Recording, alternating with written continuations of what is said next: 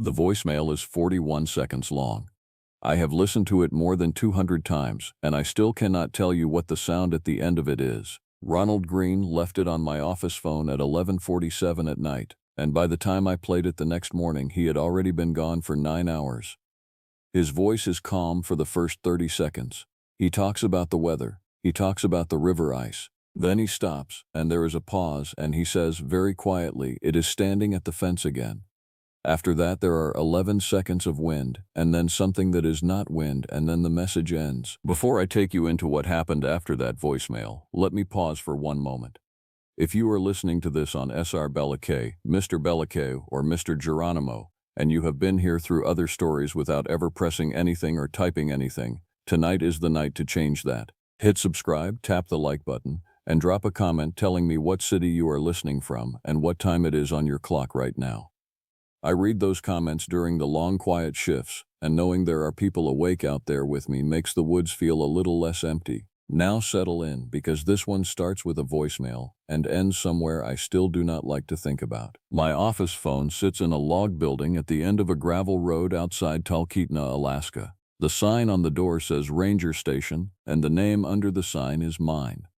I had held that posting for 11 years when Ronald Green disappeared, long enough that people in town had stopped calling me by my title and started calling me by my first name, long enough that I knew every trapline, every airstrip, and every stubborn old man living alone past the end of the maintained roads. Ronald Green was the most stubborn of them all. 69 years old, built like a fence post, living in a cabin on the west bank of the Susitna River since before I was hired. He ran a small trapline, kept a smokehouse, and came into town maybe once a month for coffee, ammunition, and arguments. He was not a man who imagined things. He was not a man who called anyone at 11:47 at night. In 11 years, he had phoned my station exactly twice. Once about a wolf taking his dog, and once about a float plane that landed on his stretch of river without permission. So when I played that voicemail on the morning of October 14th, I did not laugh at it. I sat very still in my chair, and I played it again, and then I picked up the radio and called Amy Baker. Amy was 51, and had been the borough dispatcher for 2 decades. Her voice on the radio was the sound of order itself, flat and clean. The kind of voice that could tell you a plane was down or a child was lost without a single tremor. I asked her if anyone had heard from Ronald overnight. She checked her logs and said no. I asked her to note that I was heading upriver to do a welfare check, and there was a pause on her end, a pause I had never heard from Amy Baker before, and she said, "Tell me when you get there. Not if you find anything, when you get there." As if she already knew that getting there would be the whole story. The river was not frozen enough for the ice road and not open enough for the boat, which is the worst 2 weeks of the Alaskan year. So I took the long way, driving north and then walking in on the trapline trail with a pack, a rifle, and a thermos. Jason Adams came with me. Jason was 56, a ranger like me, stationed out of the Talkeetna office for most of his career. A wide, quiet man who had pulled more bodies out of the backcountry than anyone I knew. He did not talk much on a trail, which I appreciated because the forest that morning did not feel like a place for talking. I want to explain that feeling because everything that came later grew out of it. The boreal forest in mid-October is usually loud in a soft way. Ravens argue, squirrels scold. The last of the migrating birds pass overhead in ragged lines. That morning, for the last 2 miles before Ronald's cabin, there was nothing. Not silence exactly, because the wind still moved the spruce tops, but an absence underneath the wind, a hole where the animal sounds should have been. Jason noticed it before I said anything. He stopped, tilted his head, and stood there for a long moment with his hand resting on the sling of his rifle. Then he looked at me and said one word: empty. Ronald's cabin came into view at noon. Smoke should have been rising from the stovepipe, because Ronald kept a fire burning from September to May without fail, and the pipe was cold. The door was shut but not latched. His snow machine sat under its tarp. His boat was pulled up on the bank. His dog, a rangy old husky cross named Pepper, was nowhere, and Pepper never left the yard. The fence was what stopped me, though. Ronald kept a wire fence around his garden plot, chest high, strung between spruce posts. The voicemail had said, "It is standing at the fence again," meaning it had stood there before, meaning he had watched something at that fence more than once and never told a soul until the last night of his known life. 2 of the posts were snapped. Not leaned over, not pushed, snapped, sheared off at a height of about 5 feet, the way a post breaks when weight comes down on it from above. In the soft ground between the broken posts there were tracks. I have followed bear, moose, wolf, lynx, and wolverine across every kind of ground Alaska offers. I knelt beside those tracks for a long time, and I felt something in the back of my skull begin to whisper that the shape in front of me did not belong to any list I knew. The print was canine, enormous, but canine, with claw marks and 4 toes and a pad. That alone would have said wolf, the biggest wolf ever recorded maybe, but a wolf. The problem was the spacing. There were no front prints. Every track was a rear print, left, right, in a walking stride of nearly 6 feet, moving in a straight line from the fence toward the tree line the way a man walks, the way you and I walk, on 2 legs. Jason stood over me while I photographed them. He did not speak until I had finished, and when he spoke his voice had dropped into a register I had never heard him use. He said, "I saw tracks like this once, in 2003, near Cordova." And then he said the sentence that ended the first day of the search and opened everything that followed. He said, "The man those tracks were circling was never found either." We searched the cabin before the light failed. Nothing was taken. Ronald's rifle stood in its rack by the door, loaded. His wallet sat on the table beside a cold cup of coffee and a plate with 1 bite gone from a piece of smoked salmon. Whatever took him out of that cabin took him mid-meal, mid-thought, without a struggle inside the walls, and a man like Ronald Green did not walk away from a loaded rifle for anything he considered dangerous. Either he did not consider it dangerous, or he never got the chance to consider it at all. The smokehouse told a different story. The door had been torn off. Not pried, torn, hinges and all, and the racks inside were stripped. An entire season of salmon and moose gone. On the ground outside lay Pepper's collar, and I am going to leave what else lay there out of this recording, because some details serve a story and some details only serve nightmares, and I promised myself when I started these recordings that I would know the difference. By the next morning, the search had a shape. Amy Baker ran coordination from town. Julie Nelson flew the river corridor in her Super Cub, 44 years old. The best bush pilot on that side of the range. A woman who could put a plane down on a gravel bar the length of a tennis court. Ryan Carter drove up from the trooper post, 33, new to Alaska. All procedure and clean boots. The kind of young trooper the backcountry either educates or breaks. And Gary Perez came, though nobody had called him. Gary was 47, a hunting guide out of Talkeetna, and he showed up at the staging area with his own gear, his own dogs, and a face like a closed door. He pulled me aside before the morning briefing and asked one question. He asked, "Were the tracks walking upright?" Not, "Did you find tracks?" Not, "What did you find?" Were the tracks walking upright? When I did not answer fast enough, he nodded slowly, the way a man nods at news he has been waiting years to hear, and said, "Then you need to hear about Cordova, and Adams needs to be there when I tell it, because he will call me a liar otherwise, and he was there for the after, even if he was not there for the during." That night, in the ranger station with the stove ticking and the windows black, Gary Perez told the room about Cordova, 2003. He had been guiding a spring bear hunt out of a camp on the Copper River Delta. A client wandered from camp at dusk to photograph the light on the mudflats. They heard him shout, once, a shout Gary described as more surprised than afraid, and then nothing. The search found his camera. The last photographs on it were of the tree line, ordinary pictures, until the final frame. Gary said the final frame showed the space between 2 spruce trees, and in that space there was a shape, and the shape was tall, and the shape had ears. He said the state investigators wrote it off as a bear standing upright with motion blur. He said he had guided bear hunts for 20 years and he knew what a standing bear looked like. And a standing bear does not have a muzzle that long. And a standing bear does not have eyes that sit forward on the front of its face like a wolf, like a man, like a thing that judges distance because it runs its prey down. Jason Adams sat through the whole account with his jaw tight, and when Gary finished, Jason did not call him a liar. Jason said, "I processed the tracks at that scene. I measured a 6-foot stride. I wrote bear in my report because my supervisor told me nothing else would be accepted, and I have thought about that report every October since, because October is when it happened, and October is when it always happens." Then he laid a folder on the table, an old paper folder soft with age, and said, "Skagway, 1987. I pulled this from the archive box in the crawl space this afternoon because I remembered it existed and I hoped I was wrong about what was in it. I read the Skagway file out loud to the room, and reading it felt like reading a description of my own week, written 39 years early. A trapper on the Taya River, living alone. Reports to a neighbor about something watching his cabin at night. Something at the fence. Those were the words in the file. Something at the fence.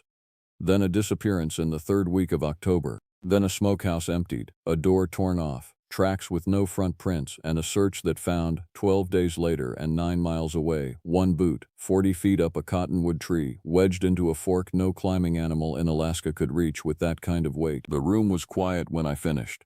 Sharon Mitchell broke the quiet. Sharon was 60, Ronald's younger sister, down from Fairbanks, and she had been sitting in the corner all evening with her hands wrapped around a mug she never drank from. She said, "Ronnie knew." Everyone turned. She said, "He wrote me in September. He said an animal had been coming to the fence at night since the salmon run ended. He said it stood there and watched the cabin, and he said," and Sharon's voice broke on this, "he said it was not a bear and he had stopped trying to convince himself it was. He started leaving fish on the fence post for it. He thought if he fed it, they had an understanding. He thought it was like feeding a camp jay. He told me," Sharon said, "the wild only bothers you when it is hungry, so keep it fed and it will keep its distance." I have carried a version of that saying my whole career. Every ranger has. We say it to campers about bears. Keep your food locked up, never feed wildlife, because a fed animal loses its fear, and an animal that loses its fear starts coming closer. Ronald knew that rule better than any man alive, and he broke it, because the thing at his fence frightened him so deeply that he reached for the only bargain he could think of. He taught it that his fence was a place where food appeared. He taught it his schedule, his lights, his habits. He taught it the pattern of his life, and a predator that learns your pattern does not need to be lucky anymore. It only needs to be patient. Ryan Carter fought the story hardest, and I respected him for it, because fighting it was his job. On the second night, he spread the case photographs across the station table and built the official version out loud, piece by piece, for all of us to hear. A brown bear, late for the den, food conditioned by an old man leaving fish on a post. The bear takes the man, empties the smokehouse, and the strange tracks are overstep, rear paws landing in the prints of the front paws, an old trick of soft ground that has fooled better eyes than ours. It was a good version, it was clean, and it required nothing new to exist in the world. Then Amy Baker, without a word, slid one photograph back across the table to him, the close frame of the stride line beside my folding rule, and tapped the measurement with one finger, and said, "Show me the bear with a 34-inch hip height that oversteps into a 70-inch stride, trooper, and I will type your version myself and sign it as gospel." Ryan looked at that photograph for a long time. He never built the version again. Laura Roberts arrived on the third day. 39, a wildlife researcher out of the university in Anchorage, sent officially to evaluate the tracks for the predator response file. She cast 3 prints in dental stone and measured everything twice, and I watched the confidence drain out of her posture with each measurement. On the third evening, she set a cast on the table under the lamp and said, "I am going to tell you what the data says, and then I am going to tell you that I do not believe my own data. The foot that made this print belongs to a canid. The gait that spaced these prints belongs to a habitual biped. Those two sentences cannot both be true, and yet here is the cast, and there is the stride map, and I have remeasured both 9 times. Then she looked around the room at all of us and asked the question a researcher is never supposed to ask. She asked, "What is it that you people are not telling me?" Before anyone could decide how to answer her, the radio on my belt crackled, and Julie Nelson's voice came through from the Super Cub somewhere over the river in the last usable light. Her voice was steady the way a pilot's voice stays steady, which is to say it was a lid on a boiling pot. She said, "Station, I have found Ronald's coat. I know it is his, it is the red wool one. There is no other coat like it on this river." Then a pause, engine drone, and the sentence that ended the day. She said, "It is 12 miles upstream from the cabin, and it is not on the ground. It is hanging in the top of a spruce tree, and station, the tree is 80 feet tall." The spruce stood on a gravel bench above a nameless creek, and it took us most of the 4th day to reach it on foot. Ryan Carter walked point with me on the last stretch, and I watched Alaska educate him mile by mile. He had started the search talking about protocols and grids and probability cones. By the time we stood under that tree, he had stopped talking altogether, because probability cones do not put a dead man's coat 80 feet up a living tree, and no protocol he had been taught contained a page for the way the woods felt on that bench. I need you to understand the feeling, because it was the fence feeling again, magnified. The absence, no birds, no squirrels, no movement, a bubble of held breath maybe half a mile wide with that spruce at its center. Gary's dogs would not enter it. 2 experienced sled dogs and a hound that had run down wounded bears, and all 3 of them stopped at an invisible line, sat down in the moss, and refused, trembling, to take another step. Gary did not force them. He looked at the line they would not cross the way a man looks at a fence, tied them off, and came on with us. And I noticed he chambered around to do it. Laura climbed with Ryan, belaying her, because she insisted, because she said evidence recovered by the person who will analyze it is evidence that cannot be argued with. She was in that tree for 20 minutes. When she came down with the coat sealed in a bag, her face had gone somewhere beyond pale. She waited until we had walked an hour back toward the dogs before she would speak, and then she said, the coat was not snagged, it was placed. The branches around it were unbroken. Something carried it up the trunk and laid it across a fork, deliberately, the way you would lay a coat over the back of a chair. And there were marks in the bark, going up, spaced like a ladder built for something with a 9-foot reach. That night we camped in a tight ring on the gravel with a fire we kept high, and that night it spoke to us. I have no better verb. It began a little after 1 in the morning. From the ridge north of the creek, a howl, but a howl is only the container for what came out of that ridge. It started like a wolf, and then bent wrong, dropped into a register I felt in my sternum rather than heard, and ended in a series of short rising notes that no wolf on this earth produces, notes with shape, with intent, notes that rose at the end the way a question rises. The dogs answered it with screaming, not barking, screaming, and then from the ridge south of us behind our camp a second voice answered the first, 2 of them.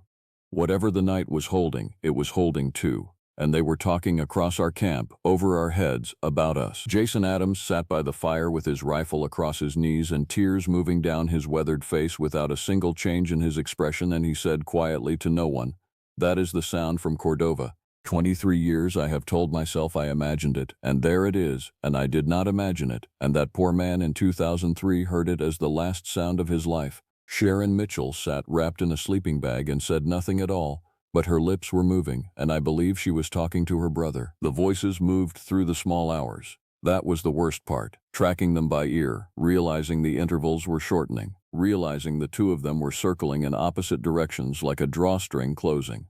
Ryan Carter wanted to fire warning shots. Gary put a hand on the barrel of the trooper's rifle and pushed it down and said, son, right now they are curious. Noise tells them where every one of us is standing, and it does not tell them anything they do not already know, and it spends ammunition we may want very much before sunrise. That is a guide's arithmetic, and it was correct, and I have thought many times since about how close we came to spending those rounds on the empty trees. Just before 4, the voices stopped, and the silence that replaced them was worse. And into that silence came footsteps, bipedal, unhurried, crossing the gravel bar on the far side of the creek, 40 yards from the firelight. Each step a distinct crunch with a long pause between, the stride of something enormous that wanted, that chose, to be heard. We could not see past the light. It knew we could not see past the light. It walked the full length of the bar, north to south, and at the southern end it stopped, and for the length of 10 heartbeats the night held completely still. And then from directly across the creek came a sound I will take into the ground with me. It exhaled, long, slow, heavy, the way a horse exhales, but deeper, a breath from a chest the size of a barrel, released softly across 40 yards of dead air so that every one of us would understand exactly how close it had come, and exactly how quietly it could do so. Then nothing more until sunrise. In the gray light we crossed the creek, and the tracks were there in the wet sand, and Laura photographed them with her hands shaking, and Ryan Carter stood over them repeating the words no, no, no, under his breath like a prayer that had stopped working. The prints ran the length of the bar exactly as our ears had mapped them. At the southern end where it had stood and breathed at us, the prints turned and they were pointed at the camp, and they were 14 inches from heel to claw, and pressed into the sand beside them was a knee. It had knelt at the edge of the water and watched us at eye level through the gap under the alders, below the reach of the firelight. And none of us, not one, had felt those eyes even as we all stared blind into the shadow above. We pulled out that morning. There was no vote and no discussion. Julie flew Sharon and Laura back to town in 2 trips off the gravel bar while the rest of us walked out. And the walk was 11 hours, and for 11 hours the forest stayed empty around us, that moving bubble of held breath traveling with us like an escort, and I understood, somewhere in the 9th hour, with a clarity I have never been able to soften since, that we were not walking out because we had chosen to leave. We were walking out because we were being walked out, herded, politely, firmly, off a claim. We reached the trucks at dusk, and it was Amy Baker's voice on the radio. Steady Amy, unshakable Amy, that met us there. And her voice was not steady, and what she said turned every drop of relief in my body to ice water. She said, "Do not come back to the station yet. I came out at lunch to run the flag up, and there are tracks in the yard. They are around the whole building. They are under every window. And there is fish, a whole dried salmon, laid on the front step like a delivery, and I am inside with the door barred, and I have been listening to something walk the gravel for an hour. And it wants me to hear it, and please, please tell me you are close." We covered the last 40 minutes to the station in 25, and I will tell you plainly that I do not remember the drive. I remember Gary loading his rifle in the passenger seat with movements gone very small and precise, and I remember Jason behind us on the radio with Amy the entire way, keeping her talking, keeping her voice in the truck with us like a lifeline running both directions. The yard was empty when our headlights swept it. Amy was unhurt. The tracks were exactly as she had described. A full, slow circuit of the building, pausing at each window, the stride prints pressed deep at every pane as if the walker had stood a long while at each one, looking in at the maps, the desks, the photographs of the search grid pinned to the corkboard. Looking in, I have come to believe, at the shape and structure of the effort against it. The salmon on the step was one of Ronald's. His mark was on the tail. 12 days gone. 12 miles of wilderness away, and something had carried a fish from a dead man's smokehouse through the forest and laid it on my doorstep. Laura Roberts said it was scavenged goods dropped by chance. She said it in the flat voice of a researcher reciting the explanation of record, and then she sat down on the step beside the fish and said, in a completely different voice, "It is a message." It fed the old man to buy his fence line, and now it is telling us the same offer stands. Keep the fish, stay out of the trees. Everyone walks away. She looked up at me and asked, "What do we write in the file?" And I told her the truth, which is that the file would say bear, because the file always says bear, because Skagway said bear in 1987 and Cordova said bear in 2003, and the file is not written to hold anything else. We found Ronald Green on the 15th day, and I will give you only what the record gives. Julie spotted the red of his other coat, the one he had been wearing, on a scree slope at the head of the nameless creek, 300 vertical feet above the valley floor, in terrain a 69-year-old man does not climb, and no animal known to inhabit this continent can climb while carrying a burden. Recovery took 2 days. The finding of record lists environmental exposure. The finding of record lists no witnesses. The finding of record is 1 page long, and I signed it, and the signing of it is the heaviest thing I have done in a uniform. Julie Nelson flew the recovery crew in, and on the second pass over the scree she saw something she reported only to me, off the record, on the ground, with the engine still ticking as it cooled. She said that as she banked over the head of the creek, low, maybe 400 feet, something moved on the ridge above the slope, upright, rust brown against the first snow. She said it did not run and it did not hide, and running and hiding are the only 2 behaviors a pilot ever sees from wildlife under a low aircraft. She said it stood in the open with its head tilted back, tracking her the way a spectator tracks a slow ball across the sky, and as she came around for the second pass it simply stepped backward into the timber, one long, unhurried stride, and was gone the way a thought is gone. Julie has 9,000 hours over this range. She has seen every animal Alaska holds from every altitude. She filed nothing, and she asked me to log her fuel and her hours and nothing else. And then she sat in the cockpit alone for a while before she flew home. Sharon Mitchell came to the station before she flew home to Fairbanks. She stood a long time at the window her brother's watcher had stood at, looking out at the tree line, and she said, "He thought he had an understanding. All winter he is leaving it fish. And he is telling himself, the wild only bothers you when it is hungry. Keep it fed and it keeps its distance." She turned around and her eyes were dry in the way that is far past crying, and she said, "The thing that has restructured every night shift of my life since." She said, "But that is backwards, do you understand? Feeding is not distance, feeding is training." He thought he was buying a fence, and he was teaching a mind, a real mind, patient and watching. where the food came from, and when the lights went out, and how long a stubborn old man will stand at his own fence line staring into the trees before he decides the night is empty. He drew at a map of himself. And then she looked past me, at the search grid still pinned to the corkboard, at the routes and camps and schedules of 8 more people laid out in colored pins, and she said, "And now you have drawn it another one. The area at the head of the creek is closed now. The closure order cites unstable terrain, and the order comes up for review every year, and every year I renew it, and no one above me asks why. Because Jason Adams retired last spring and took the Skagway file with him, and the only other people who could ask are the 7 who were there, and they do not ask." Ryan Carter transferred to Anchorage. He calls me every October 14th, and we do not say much. Gary Perez still guides, but he has dropped every unit on the west bank of the river from his permit, and when clients ask him why, he tells them the fishing is better elsewhere. Laura Roberts published nothing. Her casts sit in a locked cabinet in Anchorage under a label that reads Unresolved Canid, Oversized, and once a year she drives up, and we sit with coffee, and she asks me if it has come back to the fence, and I tell her the truth. The truth is this. 10 nights ago, in the first week of this October, I stayed late at the station finishing the winter reports. A little after 11 I looked up from the desk, out through the window into the yard light, and the yard was empty, and the tree line beyond it was a wall of stacked shadow, and I could not see anything in it, and I want to be very clear with you that I could not see anything in it. But the forest had gone silent in that specific way, that held breath way, that absence under the wind, and on the glass of the window, at a height well over 7 feet, there was fog.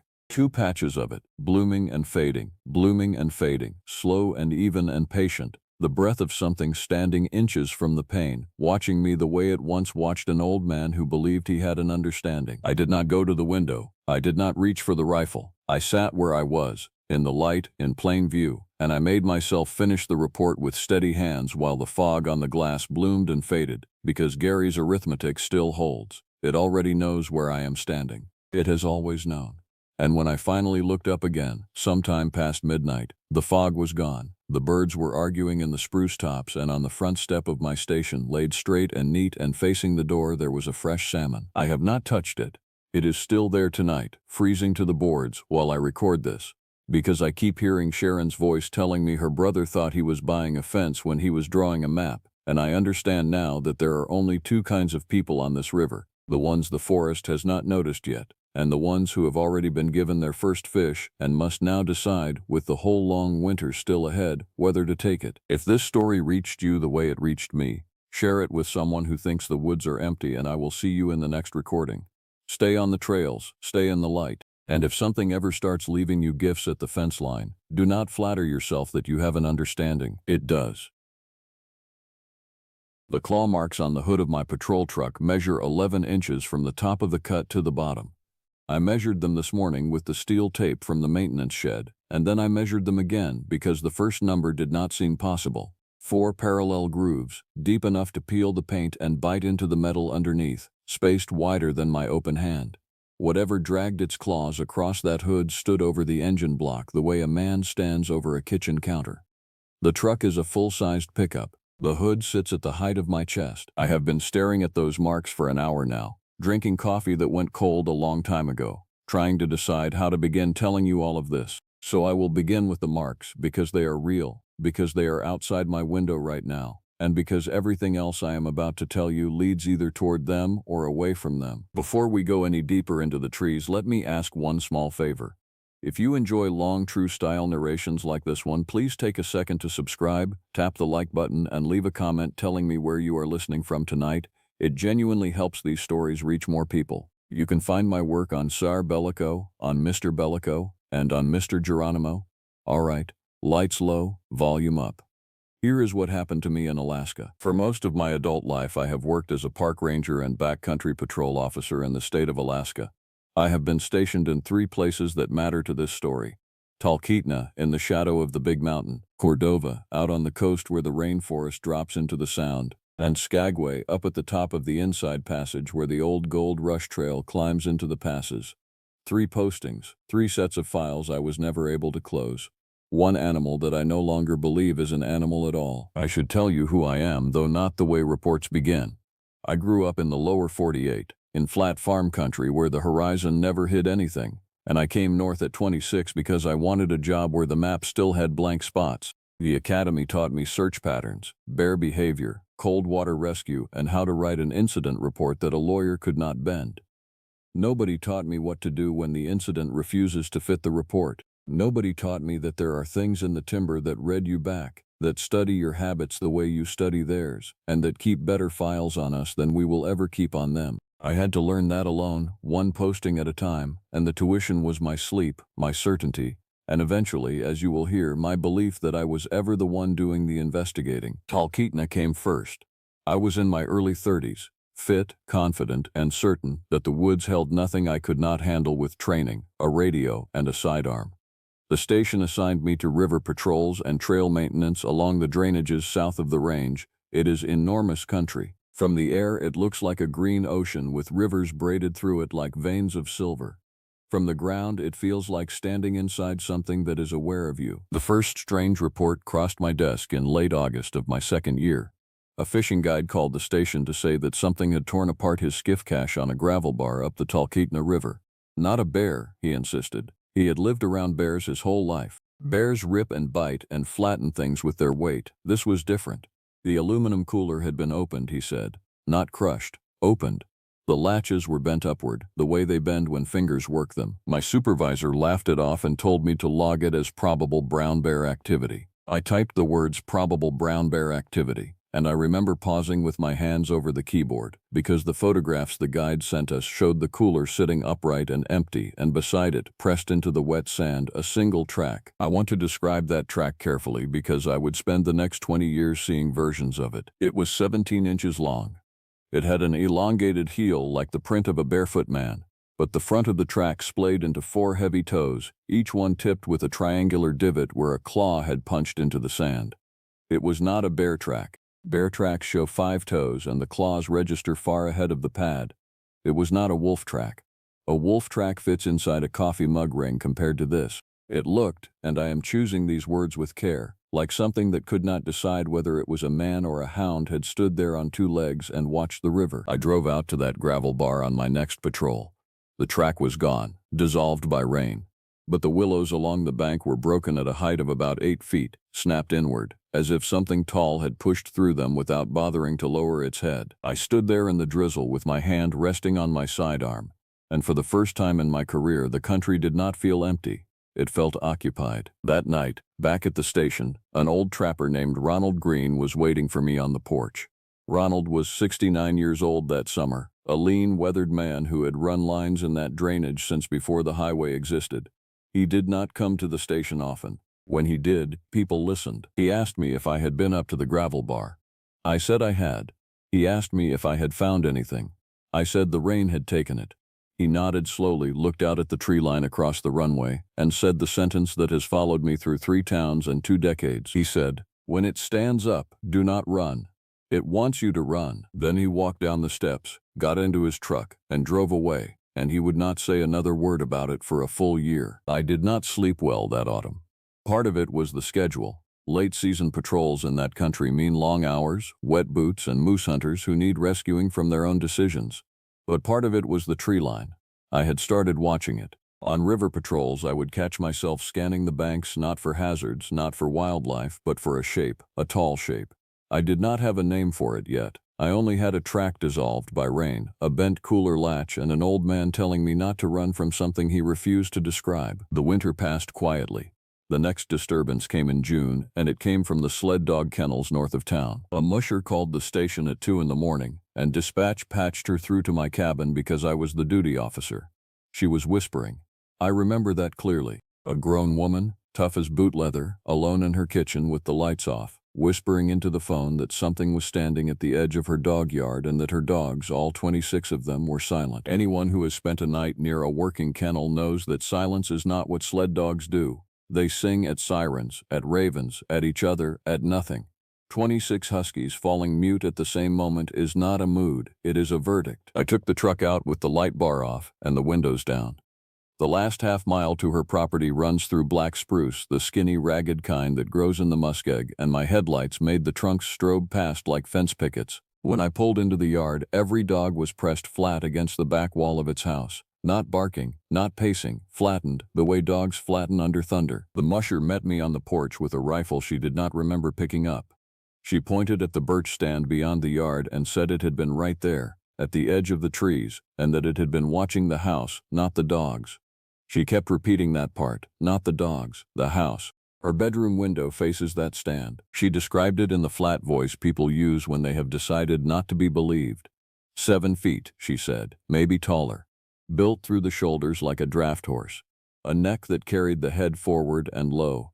Ears upright. And a muzzle. She said the word muzzle, and then she laughed once, a small broken sound, and said that muzzles belong on dogs, and dogs do not stand on 2 legs and stare at a window with their arms hanging at their sides. We walked the tree line together at first light. I found the impressions in the moss where something heavy had stood, shifting its weight, for what must have been a long time. The moss was crushed in 2 places, side by side, each the size of a dinner plate, each shaped wrong for any animal in the manual they issue you at the academy. There was one more detail from that night at the kennels, and I left it out of the report entirely, because there was no language in the report for it. As we stood on her porch just before first light, from the birch stand came a whistle. 2 notes, low then high, the exact 2-note whistle the musher used to call her lead dog in from the yard. Her whistle, note for note. She grabbed my arm hard enough to bruise it and said, "I have never whistled that with anyone else on this property." The lead dog, a 10-year-old veteran named Birch, lifted his head at the sound, took 1 step toward the trees and then stopped and shook and crawled backward into his house and would not lead a team again for the rest of that season. Whatever stood in those birches had listened to her routines long enough to learn them. It had practiced, and it had chosen the moment when an officer of the law was standing beside her to demonstrate, which I understood, much later, was not an accident. It was never performing for her. It was performing for me. I logged the incident as an unidentified large animal, probable moose in poor light. I want you to understand something about that report and every report like it that I would file over the following years. I did not write those words because I believed them. I wrote them because there is no box on the form for the truth, and because the one time I hinted at the truth in an official document, my supervisor took me aside and asked kindly whether the isolation was getting to me and whether I wanted to talk to somebody. So the paperwork lied, and I kept my eyes open, and the summer rolled on toward the day that Julie Nelson walked into the drainage with a camera and a bear bell and did not walk out. Julie Nelson was 44 years old. A landscape photographer out of Anchorage with a good reputation and better boots. She checked in at the ranger station on a Tuesday morning in late July, filed a route plan for 3 days along the benches above Clear Creek, and smiled at me across the counter while I stamped her permit. I remember the smile because of what came after. You always remember the last ordinary thing. She was due out Friday evening. Friday came and went. Saturday morning her sister called the station, and by Saturday afternoon I was leading the hasty team up the Clear Creek Trail with 2 volunteers and a dog handler behind me. We found her camp on the second bench, and I will tell you exactly what we found because I wrote it down that night with shaking hands, and I have kept that notebook through every move since. The tent was intact, zipped from the outside. Her sleeping bag was inside, still holding the loose shape of a person, the way a bag does when someone slides out of it carefully. Her camera, a heavy professional body worth more than my monthly pay, sat on a flat rock beside the fire ring, lens cap off, pointed at the tree line to the north. Her food hung properly in a bear bag 50 yards downwind, untouched. Her boots were gone. Everything else was there. The dog took a line from the tent straight north, moving fast and low, and then, about 400 yards into the timber, that dog stopped as if it had run into glass. It backed up. It turned circles. It pressed itself against its handler's legs, a seasoned search dog with over 30 fines, and it refused, absolutely refused to take another step north. The handler had never seen anything like it. He said the dog was not confused. Confused dogs cast around for scent. He said the dog had the scent strong and would not follow it, and that there is a difference, and the difference matters. While the handler settled his dog, I interviewed the 2 volunteers who had swept the eastern flank of the camp. And one of them, a quiet carpenter from town, showed me something on his phone that he had almost decided not to mention. A photograph of a spruce trunk taken at the edge of the camp clearing. At a height of 9.5 feet, the bark had been stripped in 4 parallel gouges, and packed into the sap at the top of the gouges was a tuft of hair. Not fur, I want to be precise. Fur is what you find on a bear rub, dense and woolly. This was hair, coarse and straight, 6 inches long, a gray-brown color that matched nothing in the identification guides. I collected it in an evidence bag with hands that I kept steady through pure professional vanity. The bag went to the wildlife lab in Fairbanks with the routine samples that autumn. The results came back for every sample except that one. When I called to ask, a lab technician put me on hold for a long time, and then a different voice came on, an older voice, and told me the sample had been consumed in testing, and that the test was inconclusive, and that I should resubmit if I obtained more material. And then that older voice paused and asked, in a tone I have thought about for 15 years, "Where exactly did you say this was collected?" I told him. He thanked me and hung up, and no paperwork from that submission was ever recoverable again. Not by me, not by my supervisor, not by the records office. I am not telling you there is a conspiracy. I am telling you the file drawer swallowed it, and file drawers, in my experience, only swallow what someone has taught them to swallow. I went north alone while the team held the line. I told them it was procedure. It was not procedure. It was something in me that needed to see. The timber up there is old white spruce, widely spaced, with a floor of deep moss that swallows sound. Walking through it feels like walking through a photograph of a forest rather than a forest. 200 yards past the point where the dog quit, I found the first boot. It was standing upright in the moss, laces still tied, positioned neatly, toe pointed north, as if inviting me to continue. I want to be honest with you about what I felt in that moment, because these stories are worthless if I am not honest. I felt observed. Not the vague prickle you get alone in the woods. I mean the specific directional, physical certainty that eyes were on me and that the eyes were above my own height and that they were to my left. I turned my head slowly. Between two spruce trunks, perhaps 60 yards out, stood a shape that my mind tried 3 separate explanations for in the space of 1 second. Stump. Bear. Man. It was none of them. It was too tall for the first, too upright for the second, and too wide, too wrong, too crowned with ears for the third. It stood in the deep shade with its long head lowered, and though I could not see its eyes, I could feel the attention pouring off it the way you feel heat from a wood stove across a room. Ronald Green's sentence arrived in my skull like a hand on my shoulder. When it stands up, do not run. It was already standing. I did not run. I did not draw. I stood in that mossy cathedral with my heart slamming, and I spoke out loud, and what I said was, "We are here for the woman. Just the woman." I cannot tell you why I said it. I can only tell you what happened next. The shape turned, without hurry, in a movement that rippled from the shoulders down, and it walked away north, on 2 legs, for the 11 or 12 steps it took to pass out of my sight behind the trees. Its stride was longer than I am tall. It made no sound at all in the moss. Nothing that size should be silent. Silence like that is not an absence. It is a skill. We found Julie Nelson the next morning, 3 miles north, sitting against a boulder at the edge of a slide path, alive. Dehydrated, feverish, bootless, her feet wrapped in strips of her own jacket.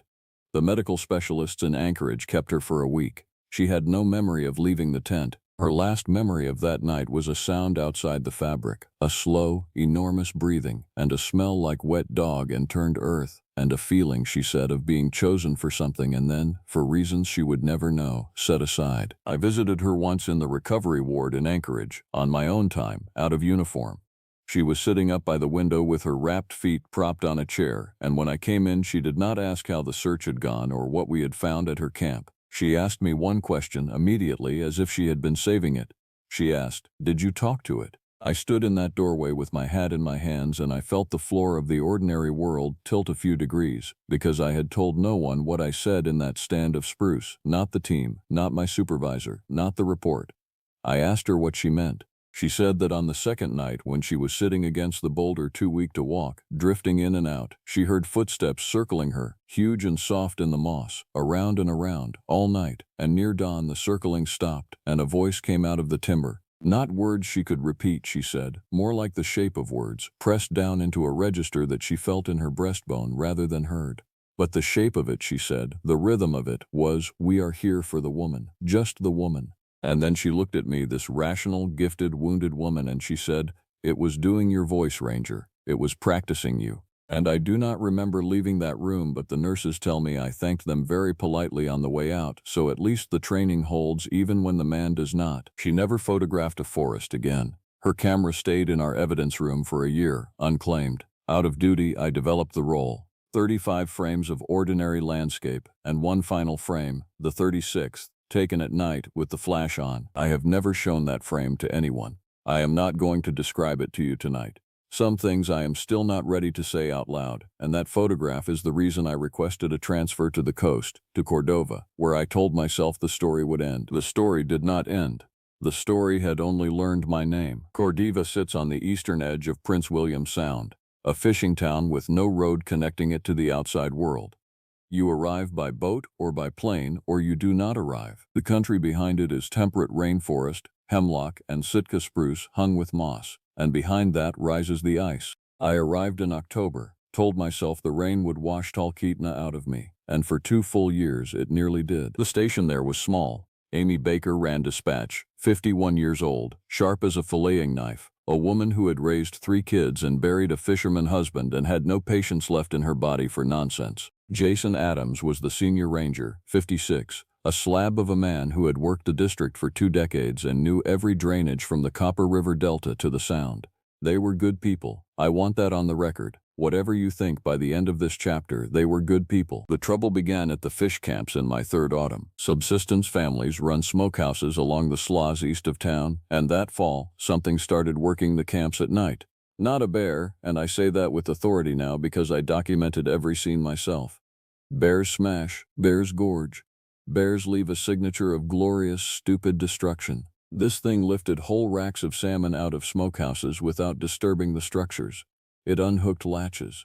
At one camp it removed a door from its hinges and leaned the door against the outside wall, neatly, the way a workman does when he intends to put it back. Amy started calling it the polite one over the radio, as a joke. The joke lasted until the night of the first vocalization. Before the joke died, we had one more fish camp scene, the worst of them, and it was the worst precisely because nothing was broken. The Canuck family ran the oldest smokehouse on the slough, and one October morning the grandmother called Amy, calm as church, and asked us to come look at her drying racks. When Jason and I arrived, the racks were full, nothing taken, but every fish, all 100 and some of them, had been turned, rotated on their hooks, gently, so that every salmon on every rack now faced the tree line to the east, the way a congregation faces an altar. The grandmother stood beside me looking at them and said, in Ayak country there were old stories about a tall neighbor, and her mother had told her the rule for the tall neighbor, and the rule was this: it never takes anything the first 3 times. It counts. She would not tell me what her mother said happened after the 3rd time. She only had her grandsons dismantle the smokehouse that same week, 60 years of seasons in those blackened boards, and the family moved their operation 5 miles up the coast. And the grandmother looked at me as they loaded the truck and said, you should count too, Ranger, you of all people. I did not understand her then. I had lost count years before, back in Talkeetna, and something in the timber had not. I was at the station late, filing the fish camp photographs, when the radio picked up a transmission from a signer anchored up Nelson Bay. The captain keyed his mic and simply held it open, and through the speaker, across a black stretch of water, came a sound I had never heard in 20 years of wild country and have spent every year since trying to unhear. It began as a wolf howl. Any Alaskan knows a wolf howl. But a wolf howl rises and holds and falls in a curve, and this sound broke the curve. Halfway through, it bent, it thickened, and it collapsed into something with syllables in it. I am choosing that word deliberately, syllables, a rhythm and a stress pattern, rising at the end like a question, delivered in a register so deep the station speaker buzzed against its housing. Amy stood up from her console. She looked at me across the dim room and she said, that is a voice. And I said nothing, because she was right, and both of us understood that agreeing out loud would make it true. Jason drove out with me the next morning to walk the shoreline of Nelson Bay.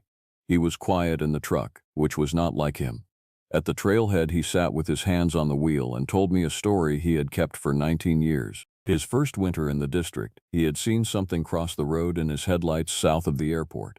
It crossed in 2 strides. It was upright. He had reported it as a bear and then had requested, that same week, to never again be assigned the winter night patrol, a request everyone assumed was about the loneliness. It was not about the loneliness, he told me.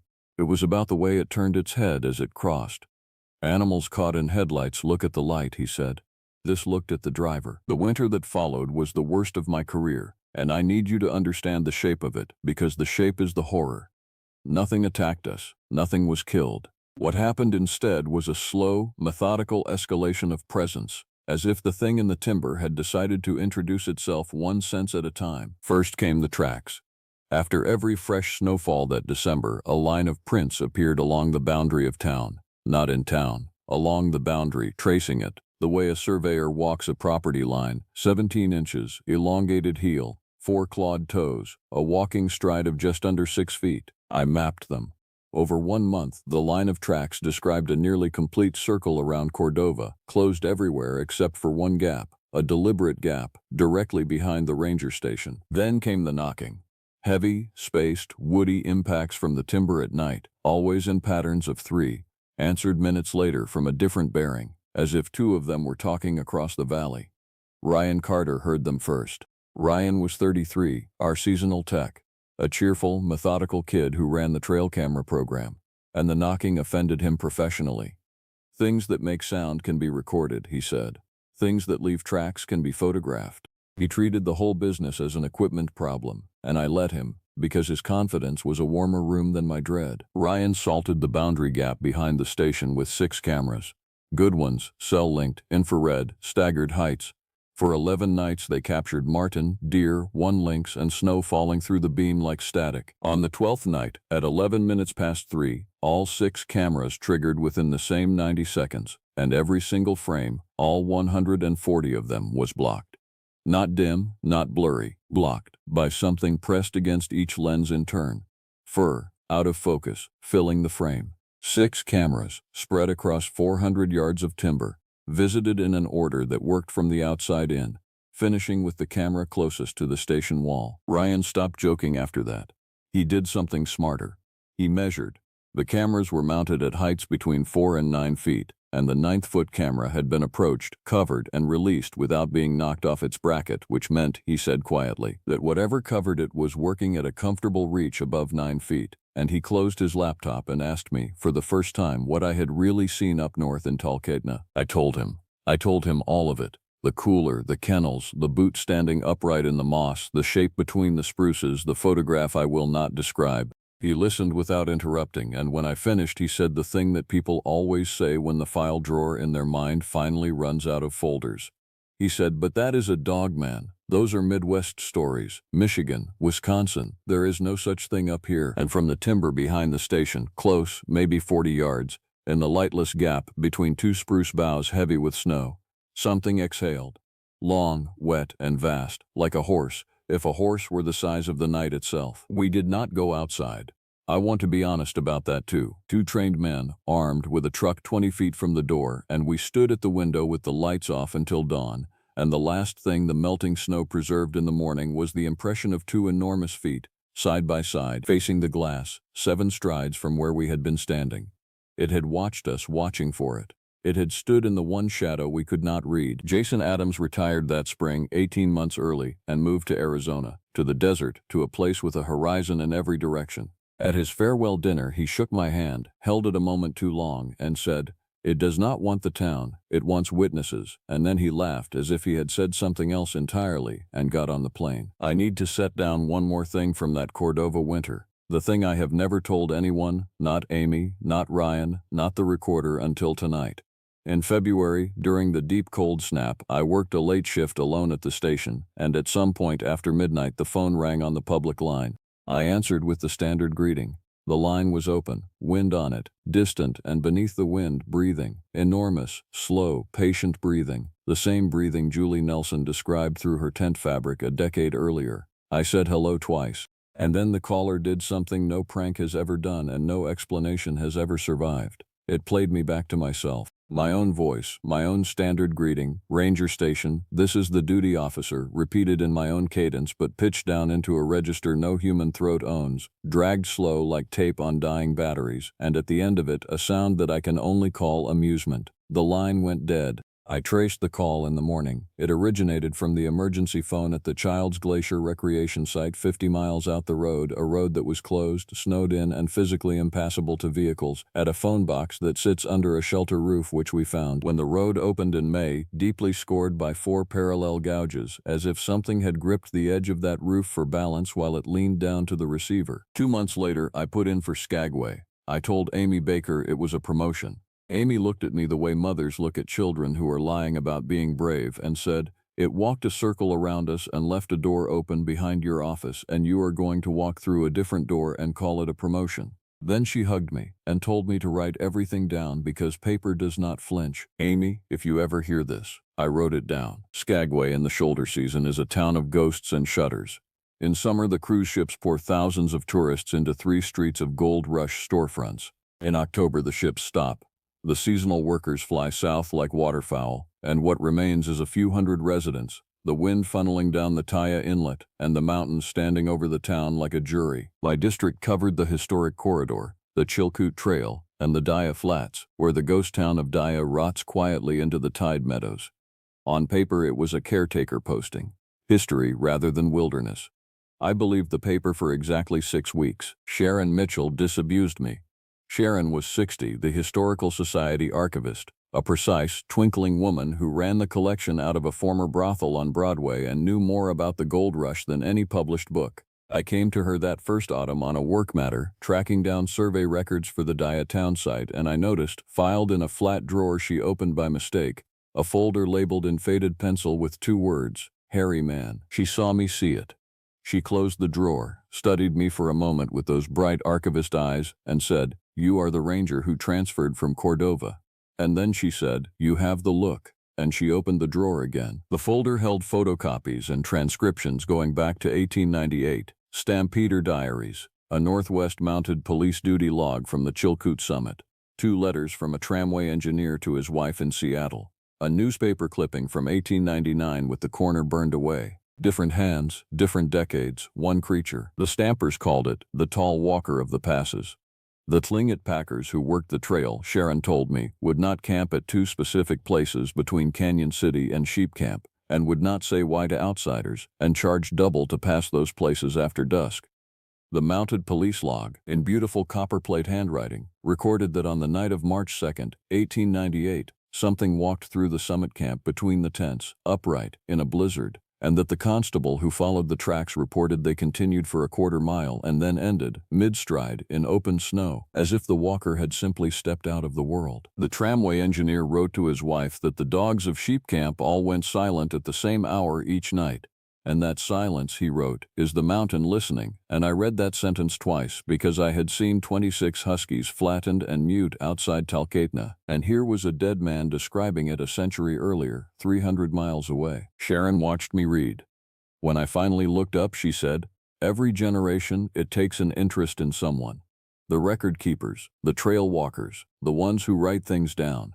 Her grandfather had been one, she said. A wharf clerk who kept a diary until 1923, when the diary stops, mid-sentence, on an entry that begins, "It was on the roof again last night," and she let the word hang exactly the way the diary does. There was one more document in Sharon's folder, and it is the one I think about most because it is the only one with a photograph attached. The 1899 newspaper clipping with the burned corner came from the Skagway Press, a single column reporting that a wharf watchman had fired both barrels of a shotgun at, and I am quoting the surviving text, "a great gaunt hound of unnatural stature which did stand upon its hind limbs at the end of the Moor Wharf, and did regard the watchman with an intelligence unbecoming a beast." The burned corner takes the rest of the account. But pinned behind the clipping was a photograph, a real albumen print, of the wharf the following morning. A dozen men in derby hats, standing in a rough circle, all of them looking down at the planks, and on the planks, visible even through a century of silver fade, a line of prints in the frost, crossing the entire length of the wharf toward the water and simply ending at the edge. Sharon let me hold it. On the back, in pencil, in a hand she identified as her own grandfather's, the wharf clerk, were 7 words. It looked at me the longest.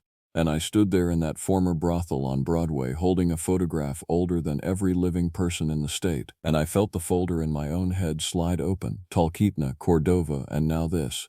And I heard Jason Adams laughing at his farewell dinner. It wants witnesses, and I understood that I was holding the work of a previous witness, and that the collection had been waiting for its next contributor, and that the drawer had not been opened by mistake at all. That winter, Gary Perez started calling the station.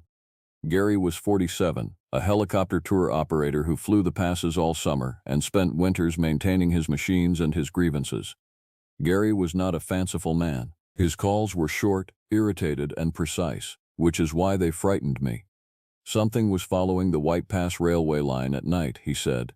He had seen it twice from the highway, pacing inside the tree line parallel to the tracks. On the second occasion, he stopped the truck, and it stopped. He turned off his headlights to see it better against the snow, and in the sudden gloom he understood, he said, that turning off the lights had been its idea somehow, and he drove home at 90 miles an hour and sat in his garage until sunrise. I asked him the question I now asked every witness. How tall? He said, Ranger, I sling loads under a helicopter for a living. I judge mass and height every working day of my life. That thing goes 8 feet and I would guess 500 pounds, and it moves like it weighs nothing, and I need you to tell me you believe me, because my wife does not, and I have not slept in 9 days. I told him I believed him.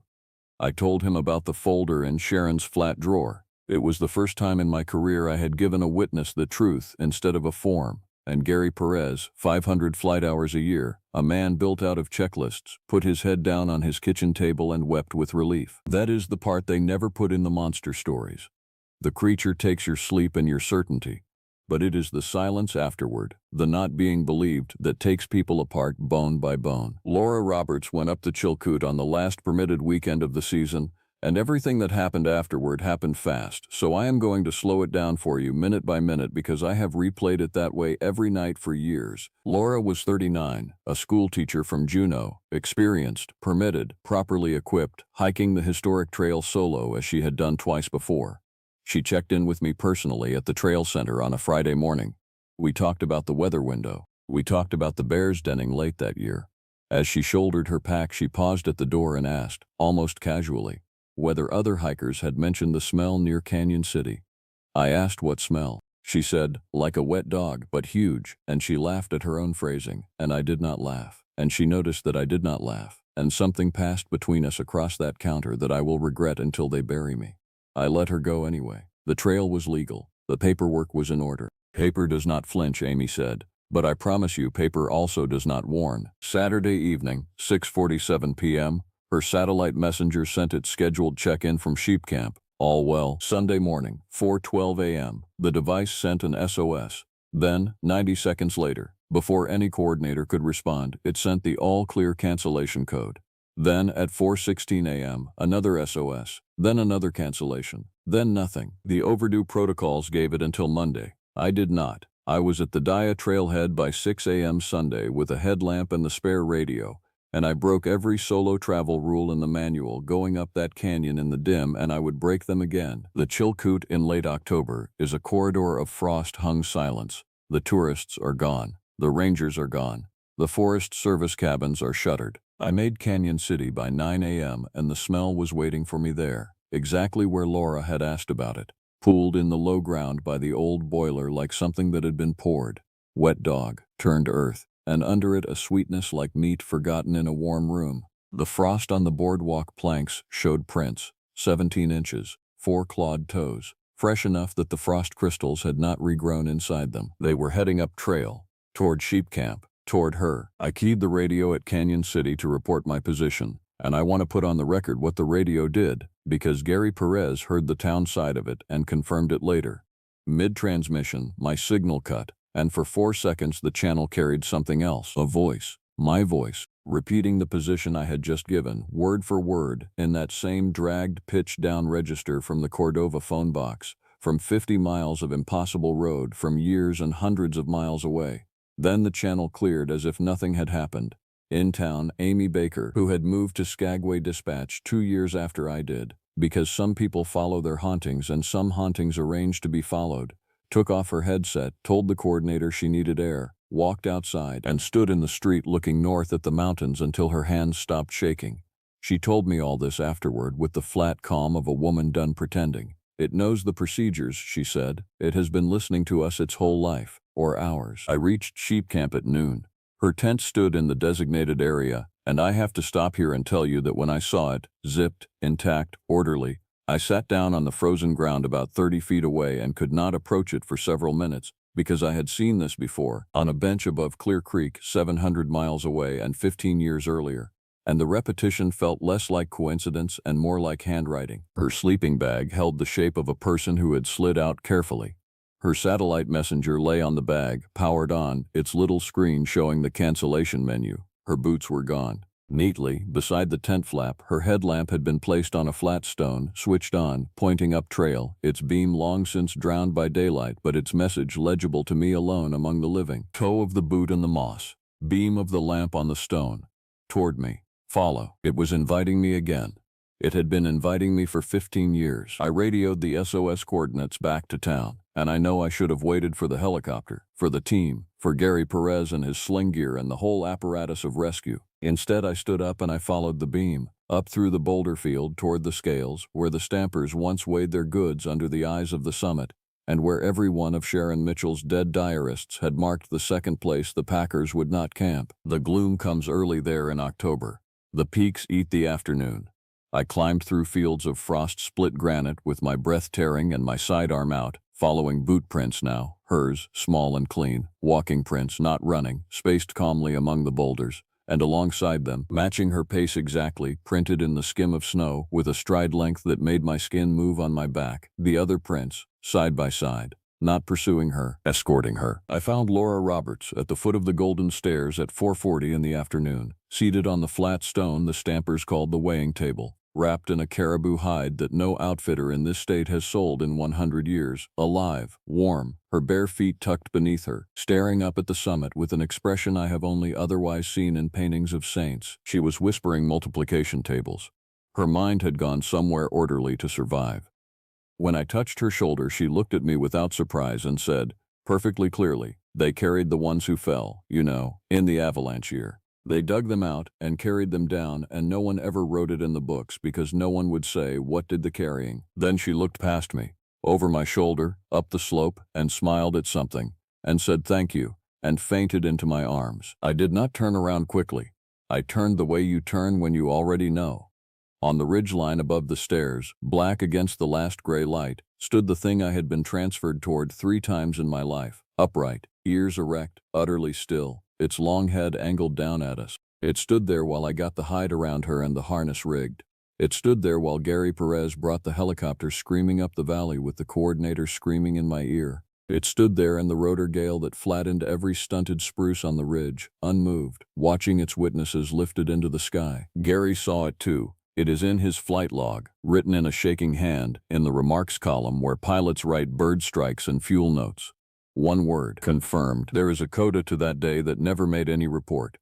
When the helicopter lifted with Laura secured and Gary fighting the pass winds, I remained on the weighing table for the pickup on the second cycle, alone at the scales in the failing light for 11 minutes, the longest 11 minutes of my life, and I want to tell you what the mountain did with them. The wind stopped, completely. At the scales in October, the wind does not stop. Ask any stampeder diary, ask any climber. And yet it stopped, and into that impossible stillness, from the ridge, came the knocking. 3 heavy, spaced, woody impacts, the Cordova pattern, in country above the tree line where there is no wood to strike. And from the boulder field below me, from the direction of sheep camp, from the direction I would have to descend if the helicopter failed, came the answer. 3 knocks. There were 2 of them. There had been 2 of them at minimum since Cordova, talking across valleys, and I had spent years thinking of it as a solitary intelligence when it was, at the very least, a household. I stood on that flat stone where 100,000 desperate men once weighed everything they owned, and I understood that I was being weighed, that I had been on the scale since a gravel bar on the Talkeetna River.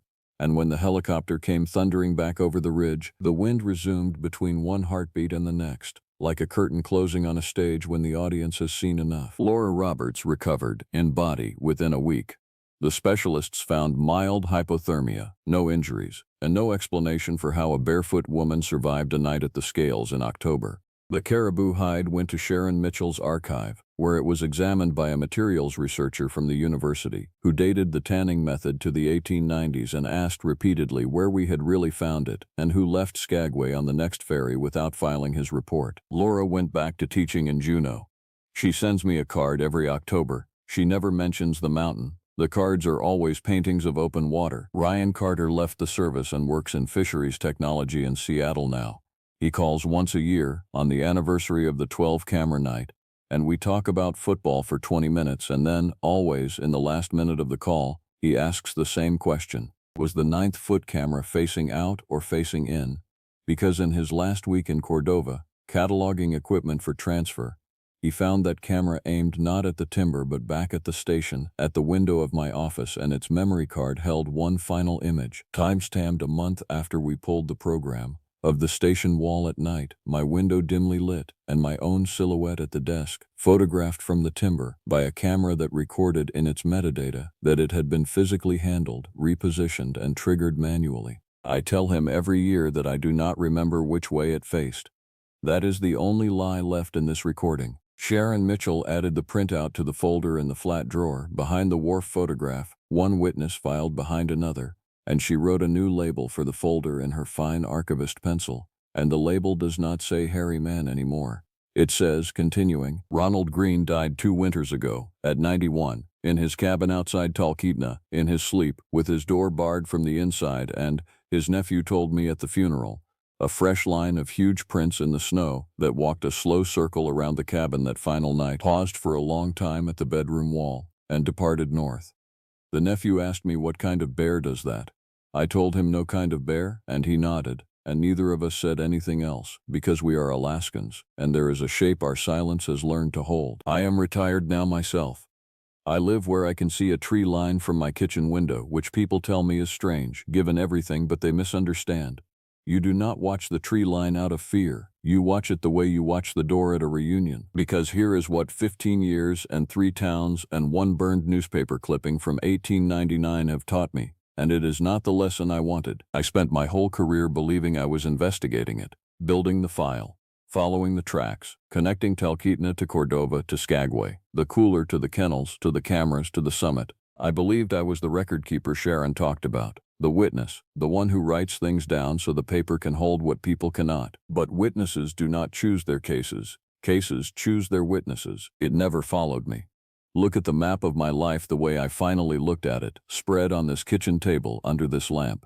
Every transfer I requested, every posting that opened at the perfect moment, every gap in every circle of tracks, and every gap was always behind my office, my window, my wall.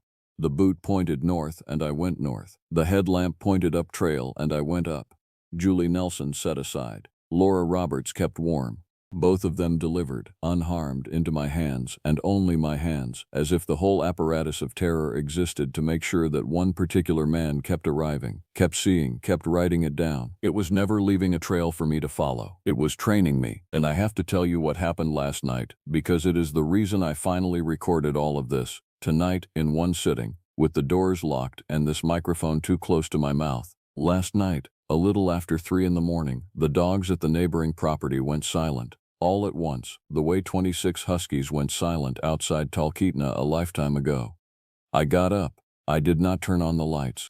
I went to the kitchen window, and I looked at my tree line, and my tree line looked back, tall and still and patient at the edge of the yard, and I felt no fear at all. And that is the part you should be afraid of. Because it did not come to be seen this time. It has done that. It has spent 15 years doing that. This time it raised one long arm, slowly, deliberately, and it did the thing I have not been able to stop thinking about for 19 hours. It pointed north, and God help me, I have already packed the truck. If anything worth telling comes back down that road, you will hear it here first. And if nothing comes back, then this recording is the last entry in the file, and the file was never mine.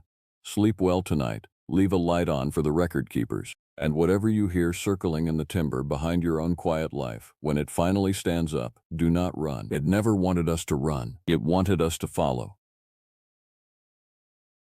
The radio crackled twice before it died completely, and that was the first sign that the night was not going to end the way I had planned it. I was sitting inside a truck with a cracked windshield, parked on the edge of a gravel road outside Utqiagvik, formerly known as Barrow, the northernmost settlement in the United States, where the sun does not rise for nearly 2 months and the cold does not simply touch the skin, it reaches into the bone and stays there.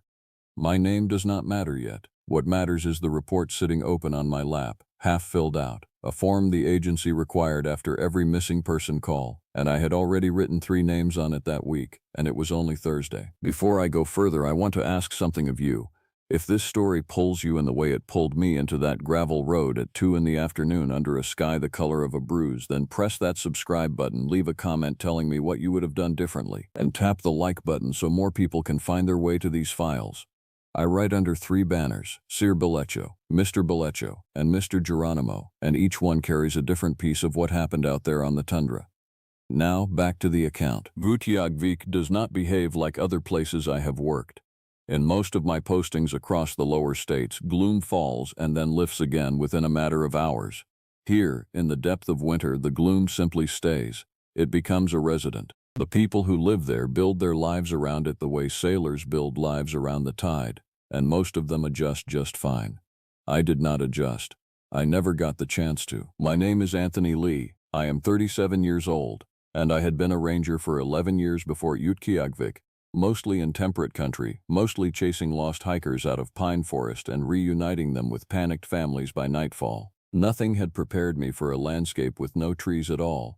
A flat white nothing that stretched to a horizon you could not always see, broken only by ice ridges that looked, from a distance, like the spine of something enormous lying just beneath the surface, waiting. The call that started everything came in from a woman named Heather Perez, 49 years old, a school teacher who had lived in Utqiagvik for over 20 years and who did not scare easily, according to everyone who described her to me afterward. Heather called the station to report that her neighbor, a quiet man named Stephen Harris, 53, had not shown up to help her clear snow from her generator shed, which he had done every single week without fail for 6 years. She said this in a voice that was trying very hard to sound practical and only partly succeeding. I drove out with my supervisor, a man who has since left the service, and asked that his name be left out of any account of this, and we found Stephen Harris's house locked from the inside, his truck still parked with the engine block heater plugged in, his boots gone but his heavy parka still hanging on its hook by the door. No man walks into a Utqiagvik winter without his parka, not unless he did not intend to be gone long, or not unless something walked him out before he had the chance to think about what he needed. We searched his property in the gray hour that passed for daylight. Behind his shed, in a patch of snow protected from the worst of the wind, we found tracks. I want to describe them exactly as I saw them because everything that follows depends on you understanding what I understood in that moment. The tracks were shaped roughly like a canine print, the kind you would expect from a large wolf or a sled dog that had slipped its line, except for 2 details that refused to sit comfortably in my mind. The stride length between prints was nearly 6 feet, far beyond what any 4-legged animal of that print size could produce, and every 3rd or 4th print showed a strange doubling, as if for a few paces at a time whatever made the tracks had risen up onto 2 legs before dropping back down onto 4. I did not say anything about this to my supervisor.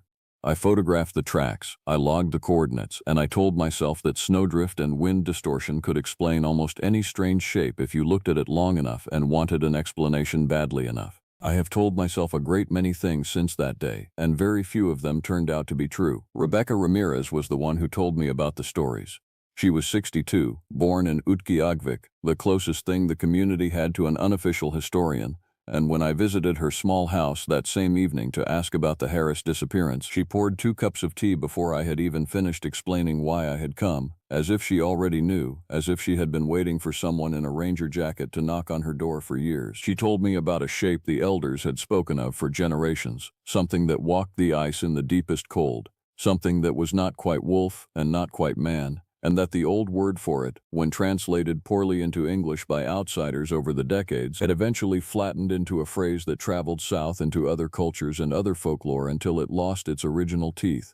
She did not use the word dogman. She used a word I will not attempt to spell here, because I never learned to write it correctly and I do not want to insult her memory by guessing. But when she described its behavior, the way it stalked before it struck, the way it seemed to enjoy the chase more than the kill, I understood exactly what modern folklore had renamed it. Rebecca told me one more thing before I left her house that night.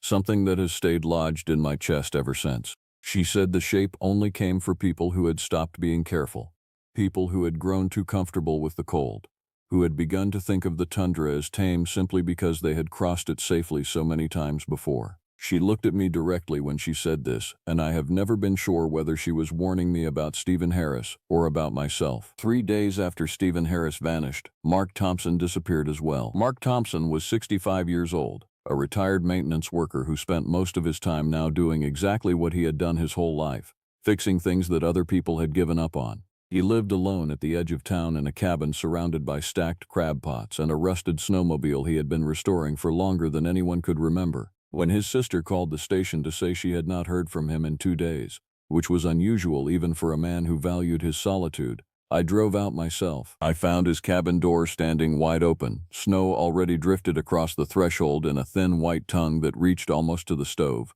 His snowmobile sat untouched in the shed. His rifle, a bolt action he kept loaded by the door out of habit rather than fear, was still in its rack, unfired, magazine full.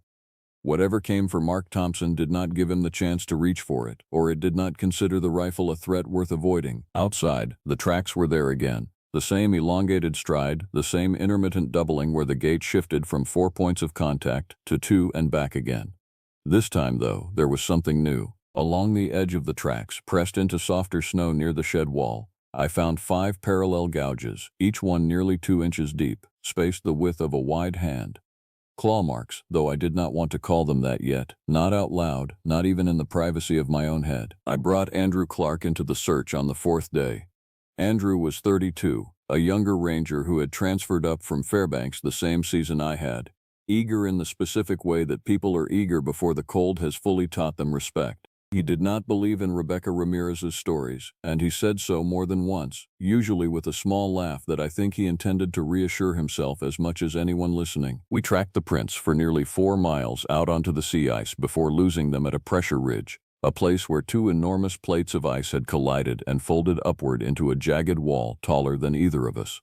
Andrew wanted to keep going. I told him no. The light was already thinning, and out on the ice, in a landscape with no shelter and no landmarks, losing the light meant losing everything. It was on the walk back that we heard it for the first time. A sound that started low, almost like wind moving through a structure with a hollow inside, and then rose into something that neither of us had a ready word for. Not a wolf howl, though it shared the shape of one. There was a second layer underneath it. A rasping undertone, almost like a voice trying to shape itself around the howl and not quite succeeding. Andrew stopped walking. I stopped walking. Neither of us spoke for what felt like a very long time, though when I checked my watch afterward only 40 seconds had passed. We reported the sound to the station as likely wolf activity. I wrote it that way in the official log because I did not yet have the vocabulary or the courage to write anything else, and because I still half believed, or wanted to half believe, that a rational explanation was waiting somewhere just out of reach, patient, willing to be found if I only searched hard enough. Stephanie White changed that belief permanently. Stephanie was 40 years old, a search and rescue volunteer who had lived in the region for over a decade and who had more field experience in Arctic conditions than I did. She joined the search team on the 6th day, driving her own snowmobile out to the pressure ridge where Andrew and I had lost the trail, insisting she wanted to see the site herself before committing resources to a wider search grid.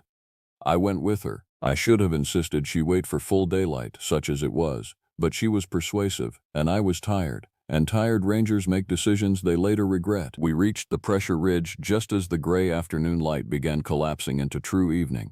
Stephanie dismounted and walked ahead of me toward the ice wall, her headlamp cutting a narrow cone through air thick with blowing snow. I heard her stop. I heard her say my name, not loudly, but in a tone that carried a specific kind of alarm, the kind that does not announce itself with volume but with control, the voice of someone trying very hard not to make a sound big enough to attract attention. I caught up to her and looked where her headlamp pointed. Standing atop the pressure ridge, perhaps 30 feet above us and 40 feet distant, was a shape I have spent every year since trying and failing to properly describe. It stood on 2 legs, though the posture was wrong for a person. The spine curved forward at an angle no human spine holds comfortably, the shoulders too wide, the arms hanging past where knees would be if it had been human. Its head was elongated, more muzzle than face, and even at that distance and in that poor light, I could see the shape of its ears standing upright, alert, turned directly toward us. Its coat, if that is the right word, was a mottled gray that nearly matched the ice behind it, which is likely the only reason we saw it at all, because it had shifted its weight at the exact moment Stephanie's headlamp swept across the ridge. We did not move. It did not move.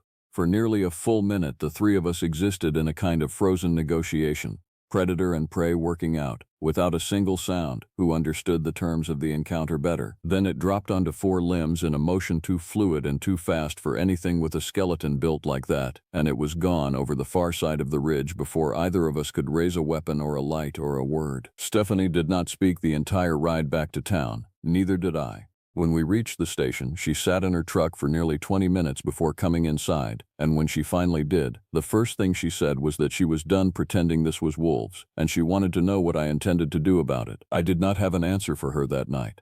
I would have one soon, though I wish now that I never had to give it. Word travels fast in a town of 4,000 people surrounded by nothing but ice and ocean.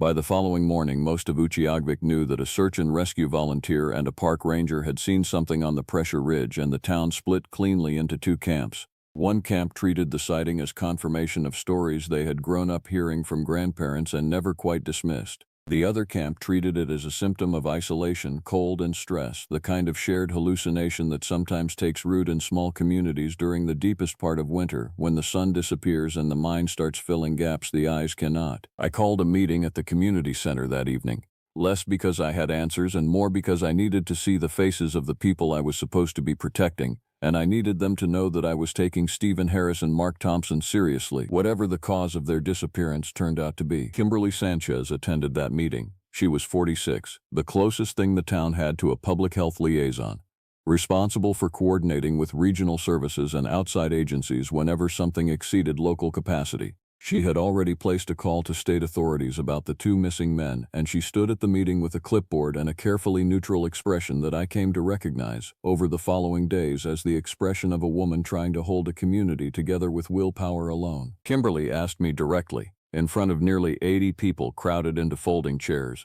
whether I believed a wild animal was responsible for what happened to Harris and Thompson. I told her the truth, which was that I did not know what I believed, but that the tracks we found were unlike any documented wolf or bear activity in the region, and that I intended to request additional resources from the regional office. That request was denied within 2 days. The regional office cited budget constraints and the remoteness of the posting and suggested that local law enforcement, working alongside existing ranger staff, should be sufficient to manage what they termed, in the cold language of an internal memo I was never supposed to see, a probable wildlife incident with elevated public concern. I remember reading that phrase, probable wildlife incident, and thinking of the tracks with the doubled stride, and the sound that was not quite a howl, and Rebecca Ramirez's face when she described a shape that only came for those who had stopped being careful. Rebecca herself came to see me the day after the community meeting. She did not bring tea this time. She brought a folder, worn soft at the corners from age, containing photocopies of newspaper clippings and handwritten notes that her mother and grandmother had kept over the decades, documenting every disappearance in the region that the community had quietly, privately attributed to the shape on the ice. There were 11 documented cases stretching back over 60 years, spaced unevenly, sometimes a decade apart, sometimes only a season. Every case shared certain features. The disappearances clustered in the deepest and coldest part of winter, when daylight all but vanished. The missing were almost always people who lived or worked near the edges of town, close to open tundra or sea ice, rather than in the denser center of the community. And in nearly every case, at least one witness reported hearing a howl with what they described as an unnatural, layered quality, as though something underneath the sound was trying and failing to shape words. Rebecca told me the disappearances always came in clusters of 2 or 3 before stopping abruptly for years at a time, and she believed, based on patterns her grandmother had tracked long before anyone called it a pattern, that we were only part way through the current cluster. She believed at least one more person would vanish before the shape moved on, or went dormant, or whatever it was that made these things start and stop the way they did. I asked her why the pattern always stopped rather than continuing until something intervened. She said her grandmother believed the shape hunted the way a wolf hunts, culling carefully rather than recklessly, taking only enough to sustain itself before withdrawing back into the deep ice for another interval, sometimes years, sometimes longer. She said her grandmother also believed something else, something Rebecca seemed reluctant to say out loud, and when she finally did say it, I wished she had kept it to herself a little longer. She said her grandmother believed the shape was not simply an animal that had always existed on the ice. She believed it had once been a man, generations ago, a hunter who had broken a rule so old that almost nobody alive still remembered what the rule had originally protected, and that the punishment for breaking it had reshaped him permanently, trapping something human inside a body that no longer behaved like one. She said this was why witnesses so often described the sound as almost forming words, because somewhere inside the howl, something that used to be a person was still trying to speak. I did not know what to do with that story except log it, the way I logged everything else, and carry it with me onto the ice for the rest of that terrible winter. 2 nights later, Stephen Harris's body was found. It was Andrew Clark who found him, out near the pressure ridge where Stephanie and I had seen the shape, half buried under a recent drift, in a condition I will not describe in detail here, both out of respect for his family and because some images are better left where they happened rather than repeated for entertainment.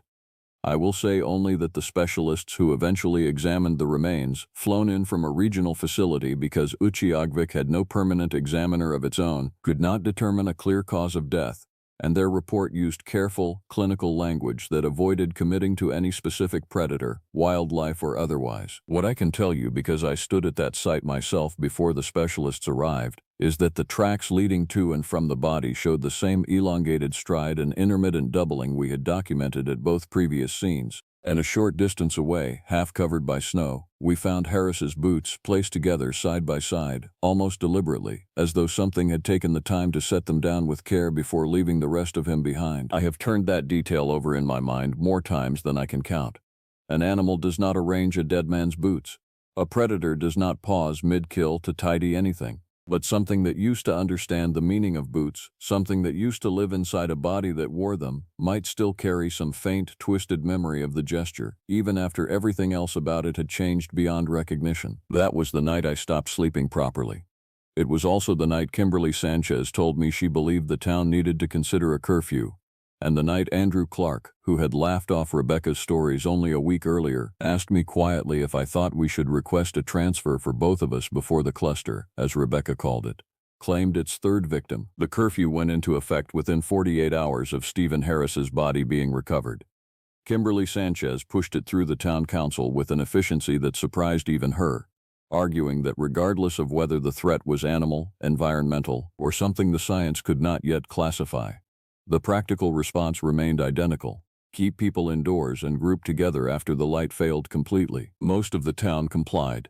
A community accustomed to genuine Arctic danger does not need much convincing when a credible threat is identified, and by the second night of the curfew, the streets near the edge of town stood as empty and silent as I had ever seen them, the wind carrying nothing but loose snow across roads that would normally still hold a few passing trucks even in deep winter. Mark Thompson's family held a small vigil for him that same week, since his body had not yet been located and hope, however thin, had not entirely disappeared.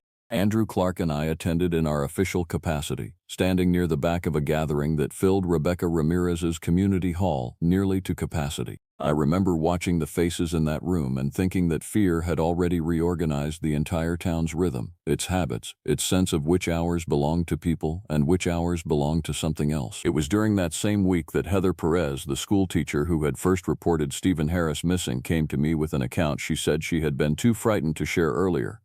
She told me that 3 nights before Harris disappeared, she had woken in the middle of the night to a sound outside her window, and when she looked out, expecting perhaps a stray sled dog, she instead saw a shape crouched at the edge of her yard, motionless, facing her window directly, as though it had already known she would wake and look. She said she did not move, did not breathe for what felt like several minutes, until the shape finally rose, turned, and walked away on 2 legs with a gait she described as wrong in a way she still could not fully articulate, before dropping onto 4 legs once it reached the tree line at the edge of her property. Though Utqiagvik has almost no trees, and what she likely meant, she corrected herself, was the line of storage sheds and equipment racks that marked the boundary of town. Heather asked me the question that had clearly been sitting in her chest for days. She asked whether I believed it had been watching her specifically, studying her habits, the way a hunter studies a route before committing to it.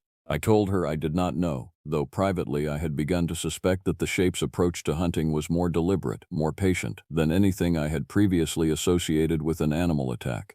It was choosing its targets with something that resembled intention. I organized a wider search grid that week, requesting volunteers from among the town's most experienced outdoorsmen and women, since the regional office had made clear no additional support was coming.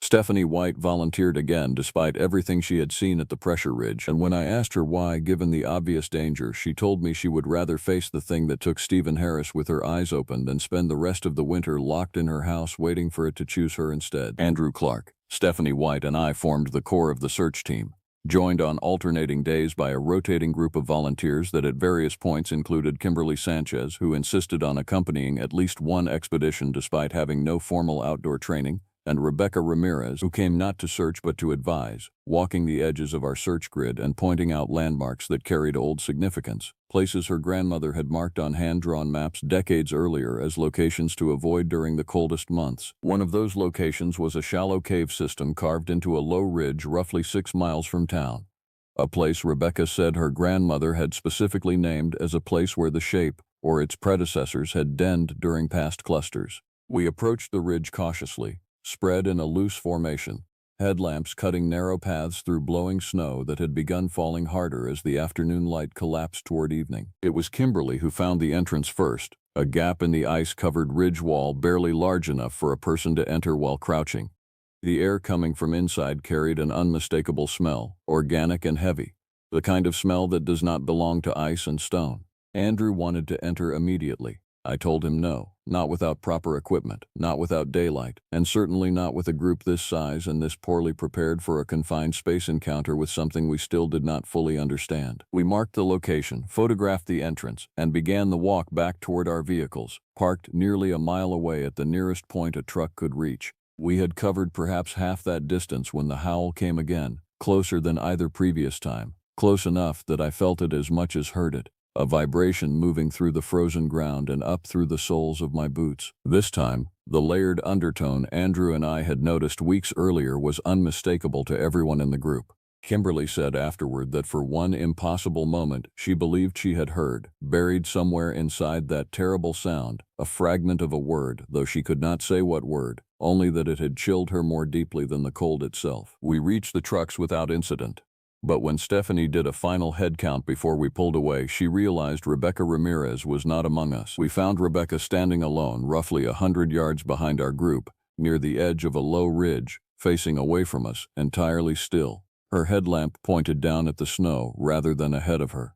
Andrew called her name. She did not respond. My chest went cold in a way that had nothing to do with the temperature. When we reached her, she turned toward us slowly, and I saw immediately that she was unharmed, though her expression carried something I had not seen on her before, a kind of stunned recognition, as though she had just confirmed a belief she had carried her entire life and found the confirmation far heavier than the belief itself had ever been. She told us, once we got her back into a truck and the heater running, that she had fallen slightly behind the group while examining an old marker stone her grandmother had once described, and that when she looked up, the shape had been standing less than 30 feet away on the ridge above her, watching exactly as it had watched Stephanie and me weeks earlier. But this time, Rebecca said, it had done something none of the historical accounts described. It had lowered its head slightly, in a motion she could only compare to a kind of acknowledgement, almost a nod, before turning and moving away without pursuing her at all. She believed, though she admitted she could not fully explain why, that it had recognized her, or recognized something about her connection to the old stories, and had chosen, for reasons she could not guess, to let her go. I did not know what to make of that account, and I still do not, fully. But 2 nights later, Andrew Clark did not answer his radio during a routine check-in, and when I drove to his quarters, I found the door unlocked, his cold weather gear gone, and a single set of tracks leading away from the building, out past the edge of town, toward the ridge where we had found the cave entrance. I will not pretend I made a wise decision in what happened next. I took my truck as far as the terrain allowed, then continued on foot, alone, against every protocol the agency had ever trained into me. Because Andrew Clark was 32 years old and had transferred north the same season I had, and because I could not sit in a warm office filling out a missing persons report while whatever daylight remained burned away above a landscape that had already taken 2 men and was clearly not finished, I followed his tracks for nearly 3 miles before I heard him. Not the howl this time, but his voice, distant, calling my name in a tone that carried more confusion than fear, as though he had woken somewhere unfamiliar and was still trying to orient himself. I followed the sound toward the ridge, toward the cave entrance we had marked days earlier, and as I approached, my headlamp caught movement at the mouth of the cave, low to the ground, four-limbed, moving with a speed that no injured or exhausted animal should have possessed. It rose onto two legs as it turned toward me, and for the first time I saw it clearly, fully, without blowing snow or distance to soften the details. Its face held a terrible, unfinished quality. Features caught between two states, as though something had begun the process of becoming human again and had been interrupted partway through, leaving behind an expression that was almost unbearably, almost recognizable. I did not run. I want to be honest about that, because in every account of a moment like this, people expect either heroism or panic, and I experienced neither. I simply stood there, frozen by something deeper than cold, while it studied me the way Rebecca had described it studying her, head lowered slightly, and for 3 or 4 seconds that stretched impossibly long in my memory, I believed I was about to die exactly where I stood. Then, from somewhere inside the cave, I heard Andrew's voice again, weaker now, and the shape's attention shifted away from me entirely, toward the sound, and it turned and vanished into the cave mouth in a single fluid motion. I do not remember deciding to follow it. I remember only that I was suddenly moving forward, flashlight raised, service weapon drawn, though I knew, on some level, that the weapon would matter very little against something that had already shrugged off a locked door and a full-grown man's instinct to fight. The cave narrowed quickly, forcing me into a crouch, then nearly a crawl.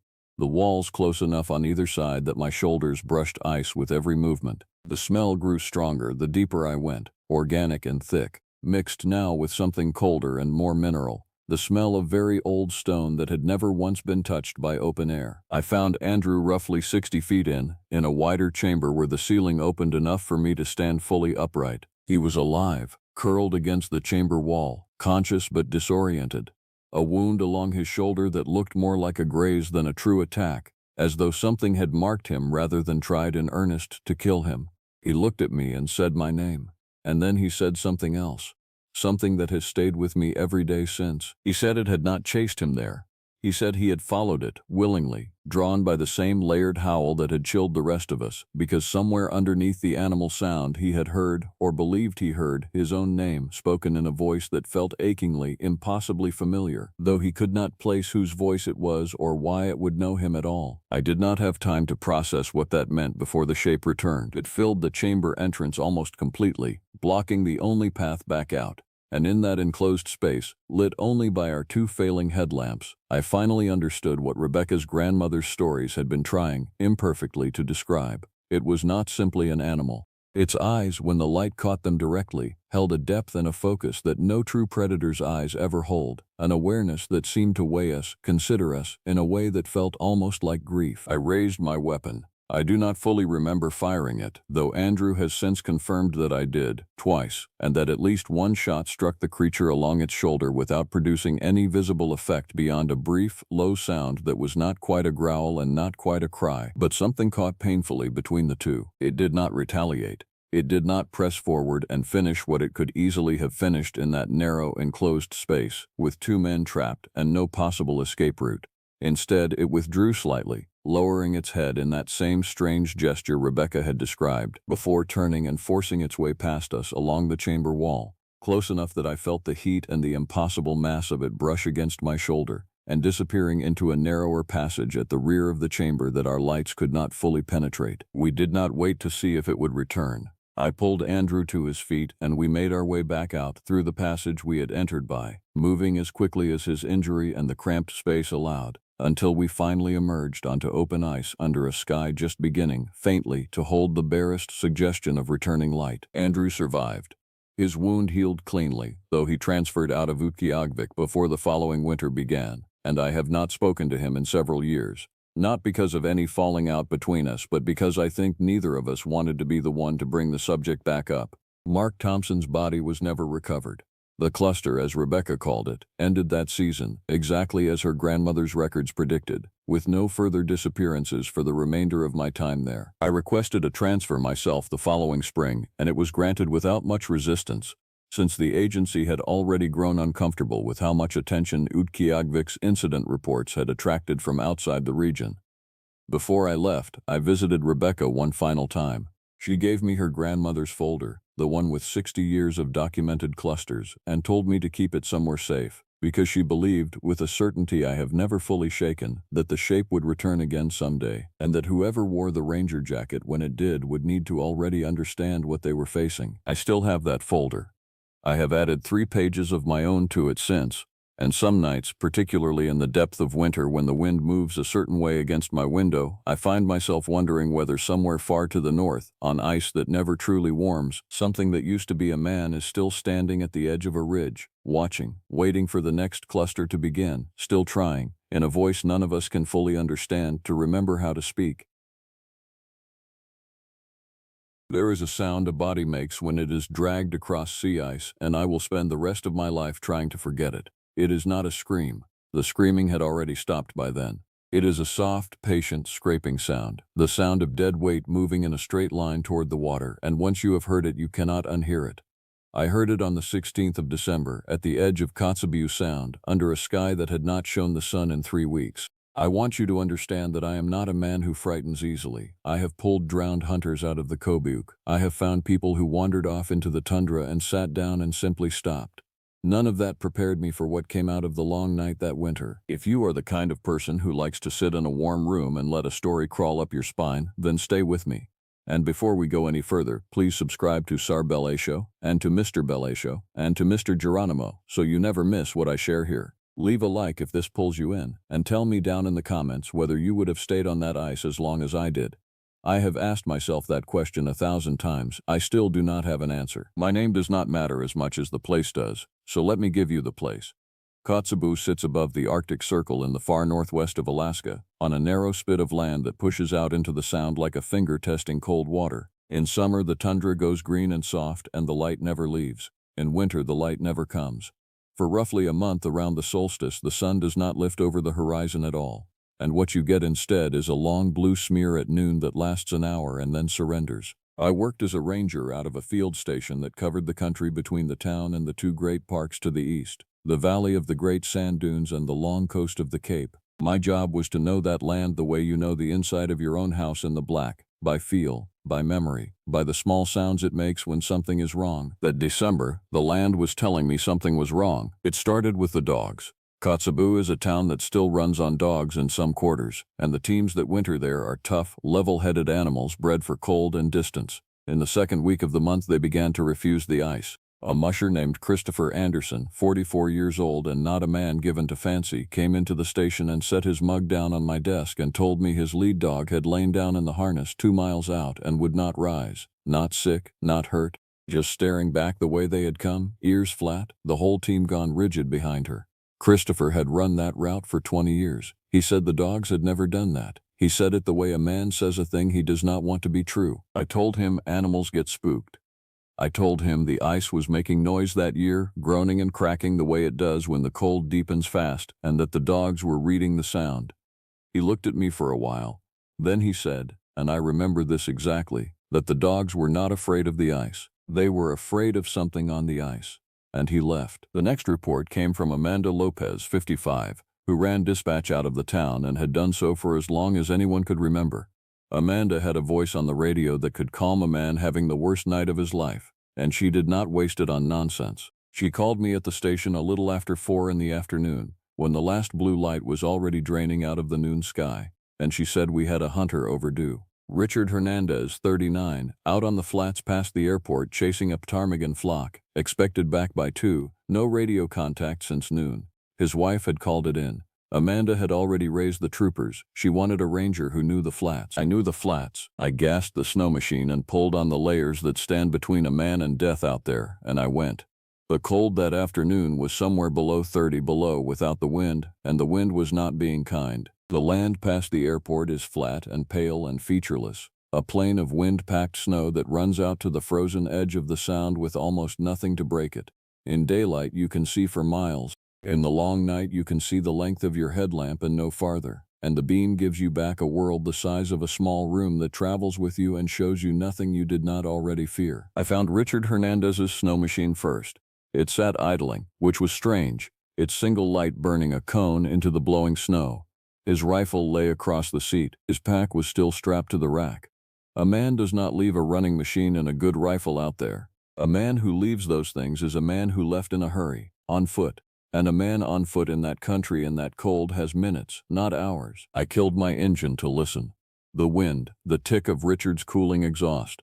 And under those, far out toward the ice, that other sound, the soft, patient, scraping sound. I did not know yet what it was. I told myself it was ice heaving. I told myself a great many things that winter, and none of them were true. I followed his tracks. They ran out from the machine in long, panicked strides, the prints deep and far apart. A man running for his life across open snow toward the one direction that offered no shelter at all, out onto the sound. And beside his tracks, keeping pace, ran another set. I want to be careful here because I have had a long time to think about what I saw, and I do not want to make it more than it was, but I also will not make it less. The second set of tracks was not human, and it was not any animal I could name. The prints were long, longer than my spread hand, and they showed 4 toes and the deep punch of claws, the way a large canine track shows. That much would have been a wolf, and wolves range that country. But wolves run on 4 feet, and these tracks ran on 2. There were no 4 prints, just the 2 long hind tracks, one after the other, striding upright beside a running man, matching him step for terrible step, and the stride was longer than mine. I stood over those tracks with my light, and I felt the cold go into me in a way that had nothing to do with the weather. I did not follow them out onto the ice that night.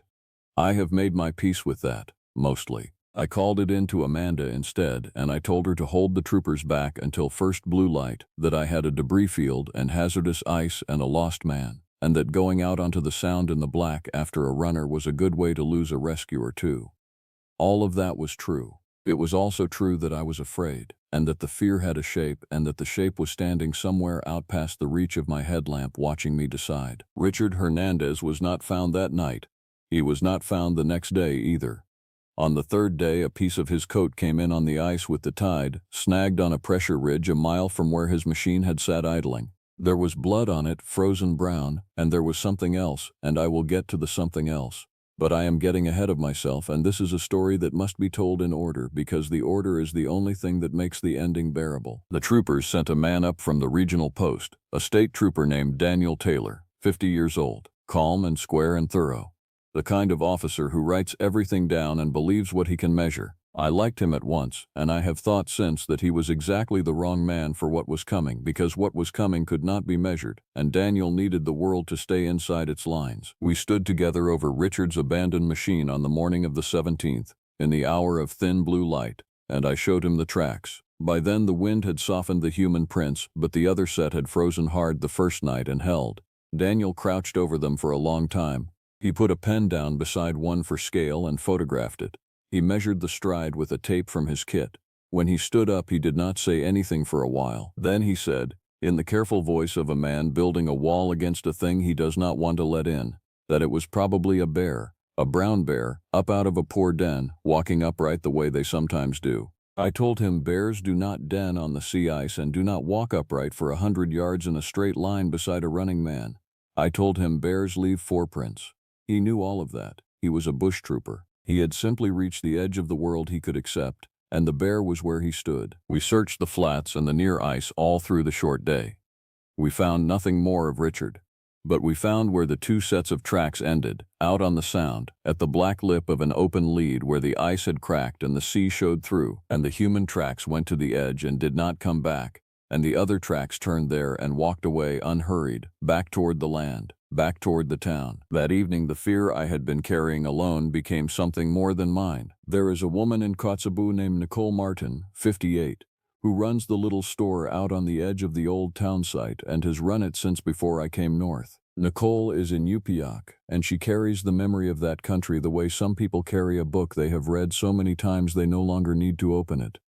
When word went around that a hunter had gone out onto the ice and a strange track had come back off it, Nicole closed her store early, which she never did, and she walked to the station in the black with a thermos of tea, and she sat down across from me and Daniel, and she asked me to describe exactly what I had seen. So I described it: the 2-legged stride, the 4-toed clawed print, The long legs, the way it had run upright beside a man and then walked away calm. Nicole listened without moving. When I finished, she was quiet for a long time. Then she told us a name, an old name, in her own language, and she said that the elders had a word for a thing that was part dog and part man, that walked on two legs and hunted people in the black months, and that came up out of the sea ice in the years when the sun stayed gone too long. She said the old people did not speak of it to be frightening. They spoke of it the way you speak of thin ice or a bad current, as a thing to be respected and avoided. She said her grandmother had told her that when the dogs will not go out onto the ice, you do not go out onto the ice either. Daniel Taylor listened to all of this with his hands folded and his face still, and I could see him filing it away under the heading of local color, of story, of the things people say in a hard land in a hard season.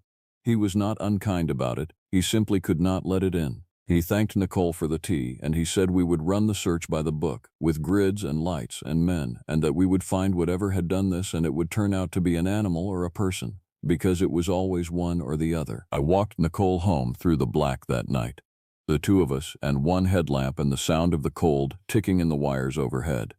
Halfway to her store she stopped and stood very still, and I stopped with her, and I asked her what was wrong.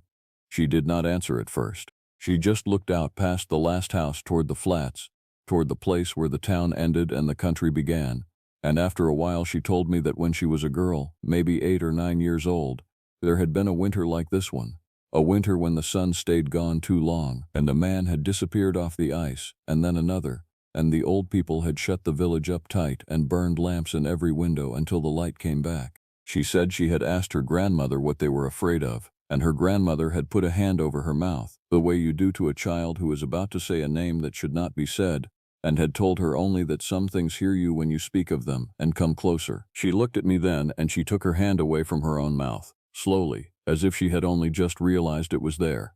And she said that we had been speaking of it all evening, in the station, out loud, by the description of its tracks and its stride, and that she did not know if that mattered, if the old rule was true, but that if it was true, then it already knew we knew, and it was already closer than it had been that morning. Then she said good night, and she went inside, and I heard her turn the lock, and I stood in the black street a moment longer than I should have, listening, before I went back to the station and did not sleep. Nicole looked at him, and then she looked at me, and she said one more thing before she left. She said the old name meant, more or less, the thing that walks out of the long night.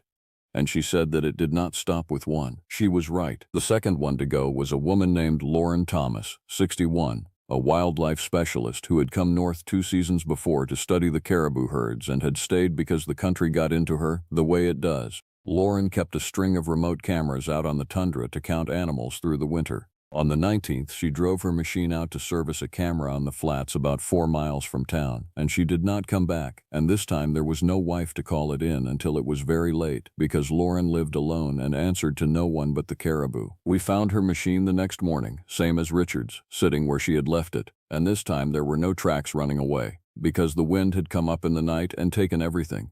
But the camera she had gone to service was still bolted to its post, and its memory was intact. And Daniel Taylor pulled the little card, and we brought it back to the station, and we put it into a laptop. And that was the first time I saw the thing that walked out of the long night with my own eyes, in the gray and grainy light of an infrared lens. And after that, I never again told myself it was a bear. The camera took a still image every 30 seconds. It had no sound. It saw in the near infrared, so the world it gave back was a flat silver country under a black sky.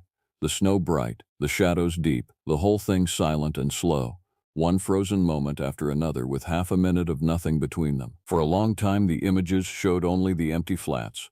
Then, at the timestamp that would have been the middle of the afternoon, when the blue light was already gone, Lauren Thomas appeared in the frame, small and bent, working at the post with the camera above her. Frame after frame she worked, unaware she was being photographed by her own lens, and in one frame she was alone, and in the next frame, 30 seconds later, she was not. It stood at the edge of the image, at the very limit of what the lens could catch, and it was tall. That was the first thing. It was far taller than Lauren, and Lauren was not a small woman. It stood upright on 2 long legs that bent the wrong way, the way a dog's hind legs bend, and it was covered in what the infrared read as pale fur. And its arms hung too long, and its head was the head of a great dog, long-jawed, upright, ears high, turned toward the woman who did not yet know it was there. In the next frame, Lauren had turned. You could see it in the set of her body, the sudden stillness of a person who has heard something behind her in a place where there should be nothing. In the next frame she was running, and it was already halfway to her, and its stride ate the ground between them in a way that no living thing that size should move. In the next frame the snow was empty except for a dark smear that had not been there before. And in the frame after that, 30 seconds later, it was standing in the exact center of the image, facing the camera, facing the lens. It knew the camera was there. Its long dog's head was tipped toward it, and its eyes came back off the infrared as two blank white coins, and it was looking directly into the machine that was looking at it, and it stayed there, facing us, for the next 4 frames, 2 full minutes, not moving, while somewhere out of the frame Lauren Thomas was already gone. Daniel Taylor watched all of this without a word. When it was over, he sat back in his chair and he was pale, and his hands, which never moved, were flat on the table, pressing down as if to keep the table from lifting off the floor. He did not say bear. He did not say anything for a long while. Then he said, very quietly, that we needed to bring everyone in from the country, every camp, every hunter, every remote cabin, and we needed to do it before the next long night fell. But you cannot bring in a whole country in one short blue hour. And the thing that walked out of the long night was faster than we were. Over the next several days, the town closed in on itself the way a hand closes into a fist. Amanda Lopez ran the radio around the clock, calling out to every camp and cabin, taking the count, keeping the roster of who was in and who was still out. A young medic named Rachel Moore, 35, who ran the small clinic in town, set up a board with every name on it and moved people from one column to another as they came in, out of the country and into the light. Christopher Anderson, the musher who had told me at the very start that the dogs were afraid of something on the ice, took his best team out under armed escort to run the near cabins and pull people home, because his dogs, terrified as they were, still knew the country better than any machine. And I went out again and again into the short blue hours to bring people in because it was my country and my job, and because I had stood over those first tracks and turned back, and a part of me needed to make that right. We got most of them. I want you to know that. Most of the people out in that country that December came home, but not all of them. And the ones we lost in ways that I still cannot fit into the shape of the ordinary world. There was one run I made that I have never told anyone about in full, and I will tell it now, because it taught me the shape of the thing before I understood I was being taught. There was an old couple wintering in a cabin on the far side of the flats, and I went out for them alone in the last blue hour of the 22nd, because Christopher and his dogs were east and there was no one else. I reached the cabin as the blue was going out of the sky, and they were fine, frightened but fine, and I loaded them onto the sled behind my machine and started the run home. We were maybe 2 miles out, in the full black, my headlamp giving me back that small traveling room of light, when I saw it pacing us. It ran off to the left, out at the very edge of the beam, keeping perfect pace with the machine, and it ran upright, and it was tall, and every time I swung the light toward it, it was not there. And every time I swung the light back to the trail ahead, it was pacing us again in the corner of my eye. It did not close. It did not have to. It simply ran alongside us in the black, easy and patient for the better part of a mile, letting me know it was there, letting me feel it. And the old woman on the sled behind me had her face pressed into her husband's coat and would not look. And the old man looked at nothing at all. And I drove that machine faster than I have ever driven anything in my life. When the first lights of the town came up over the flats, the thing fell away. All at once, the way a shadow falls away when you step into a lit room, and it was simply gone. But I had felt it decide not to take us. I had felt it choose, and that was worse, in a way, than if it had come, because it meant the thing was not desperate and not driven. It was patient. It took what it wanted when it wanted, and it had wanted, that night, only to let me know it could. There was a man named Matthew Jackson, 42, a hunter and a good one, who would not come in. Matthew did not believe in the thing on the camera. He thought it was a hoax, a trick of the lens, a story the town had talked itself into during the long night, the way isolated places do. He had a cabin out past the flats and a smokehouse full of the winter's meat, and he was not going to abandon it because of a grainy picture. He told me so to my face, in the station, with his jaw set. I could not order him in. All I could do was ask him to keep his radio on and to call Amanda every hour on the hour through the black. He called every hour on the hour for 2 nights. On the 3rd night he missed the midnight call, and Amanda raised him, and he came back on, and his voice was wrong. He said there was something walking around the cabin. He said it had been walking around the cabin for an hour, out at the edge of the light, going around and around in a slow circle, and that the dogs he kept had gone silent, all of them, not barking, just pressed against the door whining. He said whenever he shone his light out into the black, the walking stopped, and whenever he brought the light back in, the walking started again, always just past where he could see. Amanda kept him talking. She was very good at that. She told him help was coming, and I was already on the machine and moving, but Matthew's cabin was 40 minutes out, even running hard. At the 20-minute mark, Matthew's voice dropped to a whisper. He said it was at the window now. He said it was tall, and it was looking in, and its breath was fogging the glass, and its eyes were the palest thing he had ever seen. Amanda told him to get down, to get away from the window, to get to the back room. There was a long silence. Then Matthew Jackson said, in a voice with no fear left in it at all, only a kind of terrible wonder, that it was smiling at him, that a dog cannot smile. But this thing was smiling, and it knew his name, because it had said his name, out there in the black on the far side of the glass, in a voice that was almost his own. Then the radio went to noise, and it stayed noise. And when I reached the cabin at the top of the hour, the door was open and the dogs were gone and the meat was gone from the smokehouse and Matthew Jackson was gone. And there were long two-legged tracks in the snow going around and around the cabin in a slow circle, exactly as he had said, around and around, and then one line of them walking away, unhurried, back toward the ice. After Matthew, Daniel Taylor changed. The careful trooper who needed the world to stay inside its lines had watched those lines dissolve one by one, and something in him let go of the bear and the hoax and the reasonable explanations, and what was underneath was a harder and more useful man. He stopped trying to explain the thing and started trying to fight it. I have thought since that this was both the bravest and the most dangerous choice any of us made. We gathered in the clinic, the ones who were left carrying the weight of it. Me, Daniel. Amanda off the radio for the first time in days, gray-faced with no sleep. Rachel Moore with her board of names, more of them in the safe column now than the lost one, but the lost column no longer empty. Christopher Anderson, who had not slept either, whose hands shook not from fear but from days of running dogs through the black to bring strangers home. And Nicole Martin, who had come to sit with us again because she was the only one who had understood from the start what we were dealing with, and she knew we would need her now. Daniel spread a map on the clinic table and he asked Nicole to tell him everything the old people knew about the thing. Not the story of it, the habits of it, where it came from, where it went, what it wanted, how it could be stopped. He asked it the way a hunter asks about an animal he means to kill. Nicole told him what she knew, and it was not much, and none of it was comforting. She said the thing came up out of the sea ice in the years when the sun stayed gone too long, and that it went back down when the light returned, and that no one had ever known where it went in between. She said it hunted people, not for meat, though it took the meat, but for something else, something the old people had a word for that did not translate, a word that meant closer to loneliness than to hunger. She said it took people one at a time, and it took its time, circling, learning them, calling them by name in their own voices, because the worst thing it could do to a person out there in the black was to make them believe that something out in the black knew them and was waiting for them and would not leave until they came out. She said the old people had only one defense against it, and it was not a weapon. It was the light and the company of others.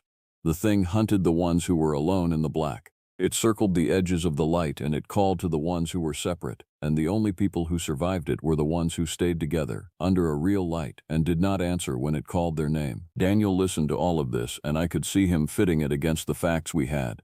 Richard Hernandez, alone on the flats. Lauren Thomas, alone at her camera. Matthew Jackson, alone in his cabin, who had answered when it said his name.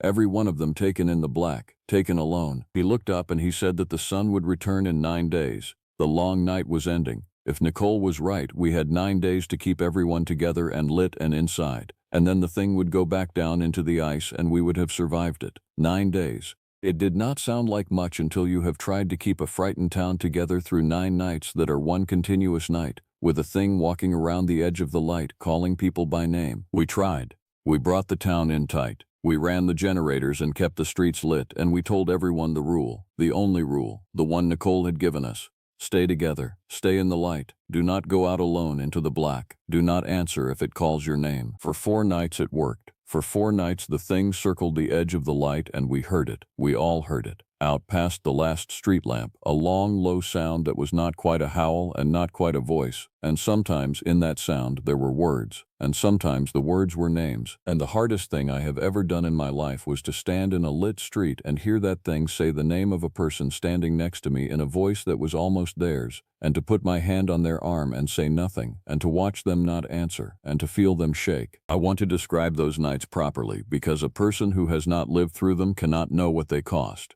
We gathered the town into the few largest buildings, the school and the clinic and the church, and we kept them full and warm and lit, and we posted watches at every door. No one slept much.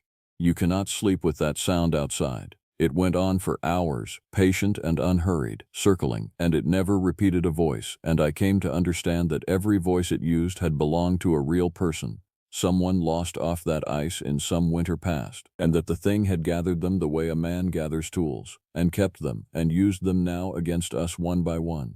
There is a particular horror in hearing a dead stranger's grief in the voice of your own lost child, and there is no way to prepare a person for it, and all we could do was hold each other and count the hours until the thin blue noon. By the fourth night the town was fraying. People had stopped speaking above a whisper. Children would not sleep. An old man had to be watched every hour because he kept drifting toward the doors, drawn by a voice only he could name. Rachel Moore went from building to building through the black, checking on the frightened and the old, and I went with her when I could. And Daniel Taylor did not sleep at all. And Christopher Anderson kept his dogs chained in a lit shed and sat with them because they would not settle otherwise. We were holding. We were barely holding. But we were holding, and the sun was 5 nights away, and then it was 4. And I began, against all my better judgment, to let myself believe that we might get every last one of us through to the light. On the 5th night it called for Rachel Moore. Rachel Moore was 35 years old, and she had spent that whole long night keeping other people alive, moving from house to house, sitting with the frightened, holding the hands of the old, changing the bandages of the man Christopher's dogs had bitten in their terror. She was the one who kept the board of names. She was the one who had watched the lost column grow and had refused to let it grow any further if she could help it. And on the 5th night, in the small hours, when the streets were quiet and the cold had driven even the fear indoors, the thing came to the edge of the light, and it called her name. But it did not call it in a stranger's voice. It called it in the voice of her brother, who had died 2 winters before, out on that same ice, in a snow machine that went through a lead in the black. Rachel had never spoken of it much, but Nicole knew, the way Nicole knew everything, and Nicole had warned us that the thing did not choose its voices at random. It reached into the loneliest place in a person, and it spoke from there. I was in the clinic when it happened.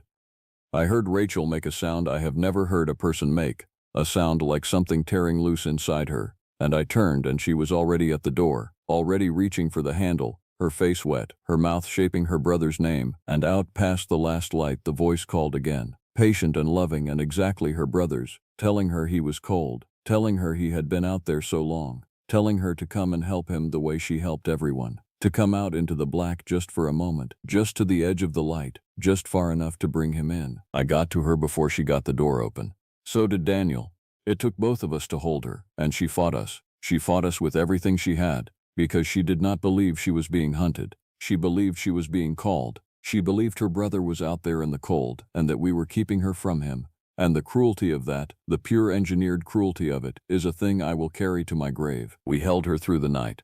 Amanda sat with her and talked to her the way she talked to men having the worst night of their lives, low and steady and endless.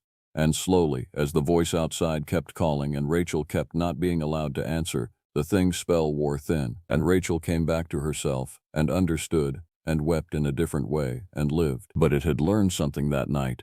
It had learned that we knew. It had circled the light for 4 nights and found no one alone. And on the 5th it had reached into the safest of us, the healer, the one who kept the names, and it had almost pulled her out, and when it failed it went quiet, and the quiet was worse than the calling. For 2 nights it did not come at all, and on the 3rd night of quiet, on the 8th night, one short day before the sun was due to break the horizon and end the long night for good, the generators failed. I do not believe it was chance. I have never believed it was chance. The main generator that lit the center of town went down a little after midnight, and when Christopher Anderson and I went out to it in the black, we found the fuel line cut clean, and the tracks around the generator were the long two-legged tracks, and I understood then that the thing had been watching us longer than we had been watching it, and that it had learned not only our rule but the machine our rule depended on, and it had waited for the last long night to take the light away. The town went black, not the soft blue black of the noon hour, the true black of the deep Arctic winter night, a black with no bottom to it, and into that black the thing came at last all the way in, no longer circling the edge, because there was no edge anymore, and it began to call names, many names, from every direction at once, in every voice it had gathered out on that ice through all the years, and the town that had held together for 8 nights began, in the black, to come apart. I will not tell you everything that happened in the black that night, because some of it I did not see, and some of it I do not have the words for. But I will tell you that Amanda Lopez, who had talked 100 frightened people back from the edge across a lifetime of long nights, went out into it, not because it called her, because someone else answered. An old man 3 houses down who had lost his wife that autumn and heard her voice out in the black, and Amanda heard him go, heard his door open, and she went out after him with a lantern and her steady voice to bring him back. And that was Amanda. That was exactly who she had always been. She got him. I need you to know that. She reached the old man at the very edge of the last light, and she turned him around and she started him back toward the houses, and he made it inside, he lived. But when the door closed behind him and we counted heads in the flickering light of the lanterns we had left, Amanda Lopez was not among us. And out in the black, growing fainter, going away toward the ice, we heard the thing that walks out of the long night calling one last name in Amanda's own steady voice, calling it gently, the way she had called so many others, calling us to come and help her, and every one of us stood in that dying light with our hands over our mouths and did not go. The sun came back on the 9th day. I do not mean it rose. It did not rise, not that day, not fully. But at the noon hour the blue light was a shade less blue, and along the southern horizon for a few minutes there was a thin rind of gold, the first direct light in over a month, the edge of the returning sun brushing the underside of the sky before it slid away again. And in that thin gold light, standing at the edge of the town where the last street lamp had failed, we saw the tracks go down. They led out from the black heart of the town, the long two-legged tracks, unhurried as they had always been, out across the flats and onto the sea ice, straight and patient, toward a black lead where the sea showed through. And at the lip of that lead the tracks stopped, and they did not come back, and the returning sun touched the ice, and the thing that walked out of the long night went back down into it, back into whatever place it goes when the light returns, to wait. We never found Amanda Lopez. We never found Richard Hernandez, or Lauren Thomas, or Matthew Jackson. The sea does not give back what it takes up there, and neither does the thing that lives beneath the sea ice. We held a service for them in the spring, when the light was long and the tundra was green, and it was almost possible to believe the long night had been a fever we had all shared. Almost. Daniel Taylor left the country that summer. He was a good trooper and he could not stay. He told me before he went that he had spent his whole life believing the world stayed inside its lines and that he could go on doing his job anywhere, but not there, not in the place where he had watched the lines dissolve. I understood. I did not blame him. Rachel Moore stayed. She still keeps the clinic.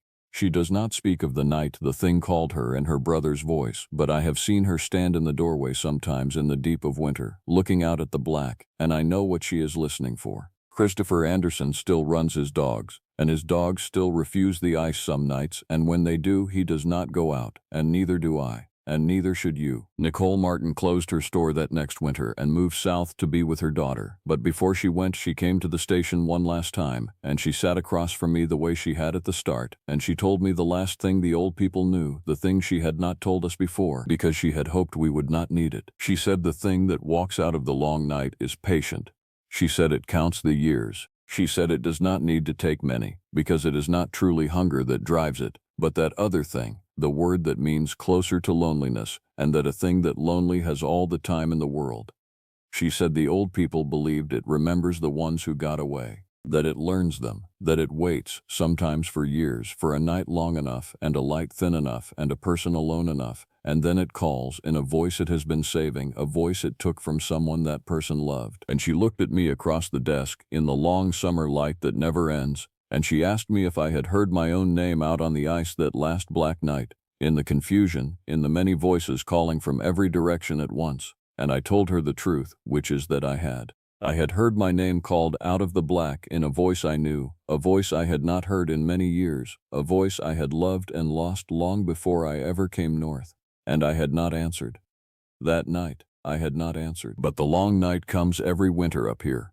The sun goes down in the deep of December and it does not come back for weeks, and the black settles over the country with no bottom to it, and somewhere out under the sea ice, a patient thing counts the years and remembers the ones who got away. I am still here. I still work this country, and every winter when the light drains out of the noon sky and the long night settles in, I keep my lamps burning and I stay among people and I do not go out alone into the black, because I know it remembers me. I know it is saving a voice for me, out there under the ice, a voice I would give anything to hear again. And I know that one of these long nights, when the light is thin enough and I am tired enough and alone enough, it is going to call me by my name in that voice, and it is going to sound so much like coming home. The hardest thing is not the fear.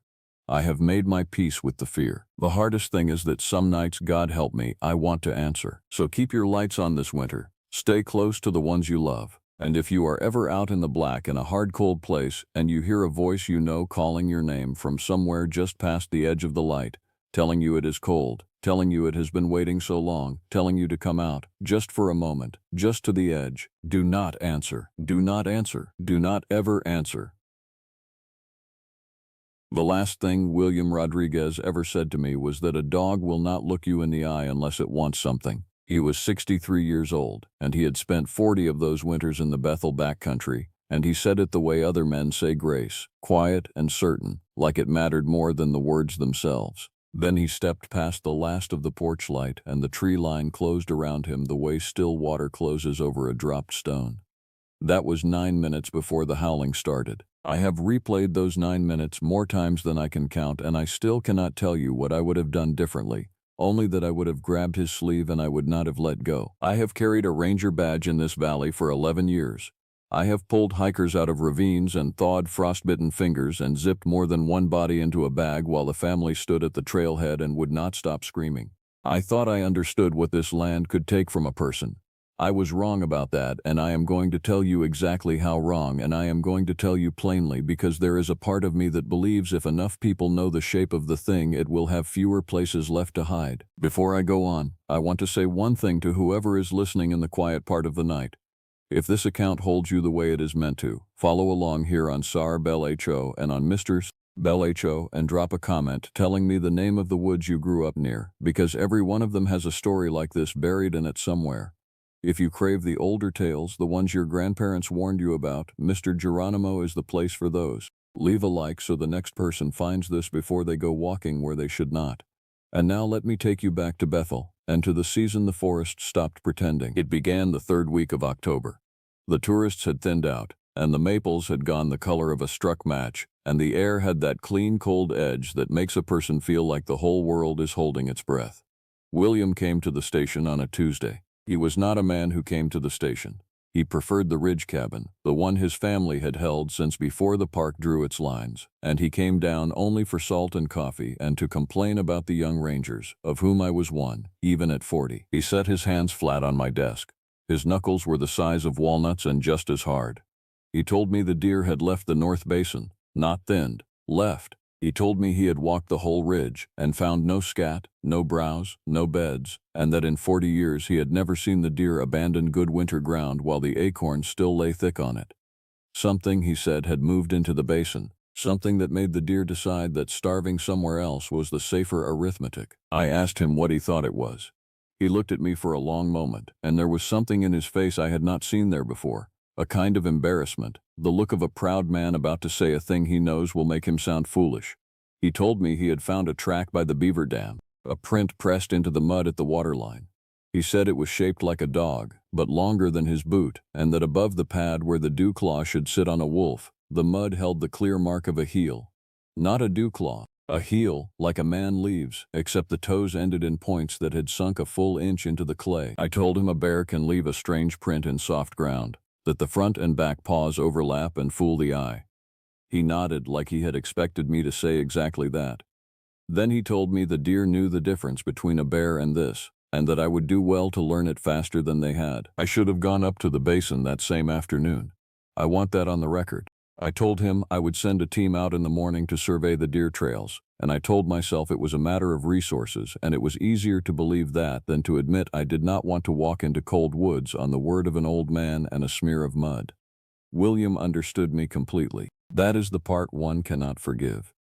He looked at me the way you look at a boy who has decided to touch the stove, with pity and with the knowledge that no words will reach him, and he said he would wait at the station and walk me up himself once the sun was properly down and the thing was moving, because you cannot track what will not stir. We waited on the porch as the light bled out of the sky. I had 2 other rangers with me that evening. James Smith, 34, who had transferred up from the desert parks and still flinched at how loud the northern silence could be, and Emily Johnson, 38, our best tracker, a woman who could read a scuff on granite like other people read a page. We drank coffee and William told stories, and for a while it was good, the kind of evening that makes you remember why you took a badge instead of a desk. Then the coffee went cold in my hands, and William stopped talking mid-sentence, and he tilted his head toward the tree line the way a person does when they hear their own name spoken in another room. He stood. He set his cup down without looking at it. He told us, very softly, to stay on the porch and keep the light behind us, and then, before any of us could ask him why, he walked down the steps and into the yard and across it toward the black wall of the trees, calling out a single word I did not understand, a word that was not English, a word he must have learned from someone a long time before any of us were born. 9 minutes. That is how long the quiet held. Then the howling started, and it did not come from a throat that any dog owns. I need you to understand what that sound did to the animal part of me, because everything else that happened flows out of it. A wolf howls to be heard across a valley, and there is a loneliness in it, a reaching. This was the opposite of reaching. This was a sound that wanted you to know exactly where it was, that it was close, and that it did not care what you did with the knowing. It started low, under the register where hearing ends and the body simply feels, and it climbed, and inside the climb there were shapes that came too near to words. James Smith had his flashlight out and his hand was shaking so hard the beam jittered across the yard like a trapped moth. We called William's name. We called it until our voices cracked. Emily wanted to go in after him, and I held her back. And I have asked myself since whether I did that to save her or because I was too afraid to go in alone and needed a reason to keep her beside me. The howling stopped as suddenly as it had begun, and then there was nothing but the drip of the gutter and the enormous listening dark of the forest.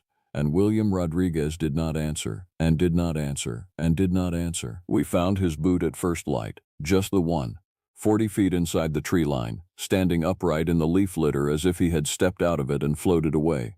There was no blood, there was no drag mark, there was a print in the soft ground beside it, and it was exactly as he had described it to me the day before. The long dog shape and the heel and the 4 points sunk deep, except that this one was fresh, and it was the length of my forearm, and there were a great many of them, and they did not walk the way a 4-legged thing walks. They walked upright, left, right, left, the stride longer than any man could throw a leg. I called in a search. This is what we are trained to do. And there is a comfort in the procedure, in the grids and the radios and the orange vests, a comfort that lasts right up until the procedure fails. By noon I had 8 people fanned across the North Basin. Michael Williams, 45, our fire warden, a slab of a man who had never in my memory been afraid of anything. Jessica Garcia, 41, from the county sheriff's office, who brought a rifle and the flat calm of someone who has seen the worst of what people do to each other. Robert Wilson, 47, a volunteer from the town. A hunter who knew the basin nearly as well as William had. Amanda Clark, 36, our wildlife biologist who I had called because I still, God help me, wanted this to be an animal, a known animal, a thing with a Latin name and a place in a book. And Ashley Martinez, 47, a search and rescue lead from 2 counties over, the best in the region, who arrived with dogs. The dogs would not enter the basin. I want to be precise about this, because it is the moment I stopped being able to lie to myself. Ashley had 4 search hounds, animals bred and trained across generations to walk into anything on a scent. They came off the truck happy, tails going, noses down. They followed William's trail to the edge of the North Basin, to a line you could almost have drawn on the ground, and there they stopped, not confused, not casting for a lost scent. They stopped and they sat and they began, all 4 of them, to shake. One of them urinated where it sat and did not seem to notice. Ashley knelt beside her lead dog, a big male she had run for 6 years, and the dog turned its head and pressed its face into her chest and would not look at the trees. She looked up at me, and this was a woman who had recovered children from the bottoms of frozen lakes, and she said very quietly that in 20 years she had never seen a dog refuse, not once. Amanda Clark did not like that. I could see it working on her. She was a person of measurements and controls, of things you could weigh and name, and a dog refusing a scent was not a measurement, it was a mood, and moods have no place in a report. She crouched by the print at the tree line and photographed it with a ruler laid beside it, and she talked to herself while she worked, the way she did, listing the animals it could not be. Not a wolf, the heel was wrong. Not a bear, the stride was wrong. Not a cougar, the toes were wrong. She kept arriving at the edge of what it could not be, and she kept refusing to step off that edge into what it might be, and I understood her completely because I was standing on the same edge, and the drop on the other side of it was very long. Jessica Garcia said nothing while the rest of us argued. She had unslung her rifle, and she stood facing the tree line with the flat readiness of a person who has learned that the worst harm in the world comes without warning and wears an ordinary face. When Robert Wilson made a joke to break the tension, something about William having wandered off after a woman, Jessica did not laugh, and her not laughing landed harder on all of us than any warning could have. She had walked into a great many bad rooms in her years with the county, and I watched her read this tree line the way she would read a bad room, and I watched her decide, without saying it, that she did not like the exits. We went in without them. The basin in daylight should have been beautiful. Cold sun through bare birch, the ground gold with fallen leaves, the beaver pond flat as poured glass. But the wrongness William had described sat over all of it like a held note. No birds, no squirrels working the acorn mast. No wind, though the tops of the pines on the far ridge were moving. The silence was not empty, it was occupied. It was the silence of a room where someone is standing very still behind the door, and every animal instinct I owned was screaming at me to leave, and I made my people walk deeper into it, because a boot and a print are not a body, and until there is a body, we search. Robert Wilson found the deer around 3 in the afternoon. He did not shout. He made a small sound, a sound like a man who has been struck in the stomach. And we came to him through the trees, and we saw what he was looking at. They were in the low ground past the pond, a whole herd, more deer than any of us could quickly count, 40 animals or 50, and they were dead. Not shot, not sick. There was not a wound on most of them. They were simply dead, lying where they had fallen, some of them in the middle of a step with their legs still folded to run, their eyes open and clouded, and every single one of them was pointed the same direction. They had all been running the same way, away from something, and they had all dropped at the same instant, as if the running had simply stopped being permitted. Amanda Clark knelt over the nearest doe. Her hands, which I had watched perform necropsies without a tremor, were not steady. She turned the animal's head, and she said the word aloud, the word for what she was seeing, and it was a word that meant the heart had burst, every one of them. Their hearts had burst inside their chests from running that was not fast enough, from a fear that had exceeded the body's capacity to hold it. She looked up at me, and the sun was going down behind her, and she asked me the question I did not have an answer to. She asked what could frighten 50 deer to death at once, and drive them all in one direction, and then let them lie. I walked among them while she worked. I did not want to, but there is a part of a ranger that has to look, that has to count and record even when every other part is trying to leave. And the closer I looked, the worse it became, because it was not only that they had died, it was the order of them. Deer that die of sickness scatter. Deer that die in a hard winter fall where the cold finds them, alone, in the shelter they crawled to. These animals had fallen in formation, a great desperate arrowhead of bodies all aimed south and west, toward the low ground, toward the beaver pond, toward the very line William had marked with his first print. As if in the last instant of their lives every one of them had known precisely where safety lay and had died reaching for it and come up short. And a thing that can do that can take a whole herd and point it and stop it, is not hunting for food. A predator that kills for food kills one. This had killed 50 and eaten none.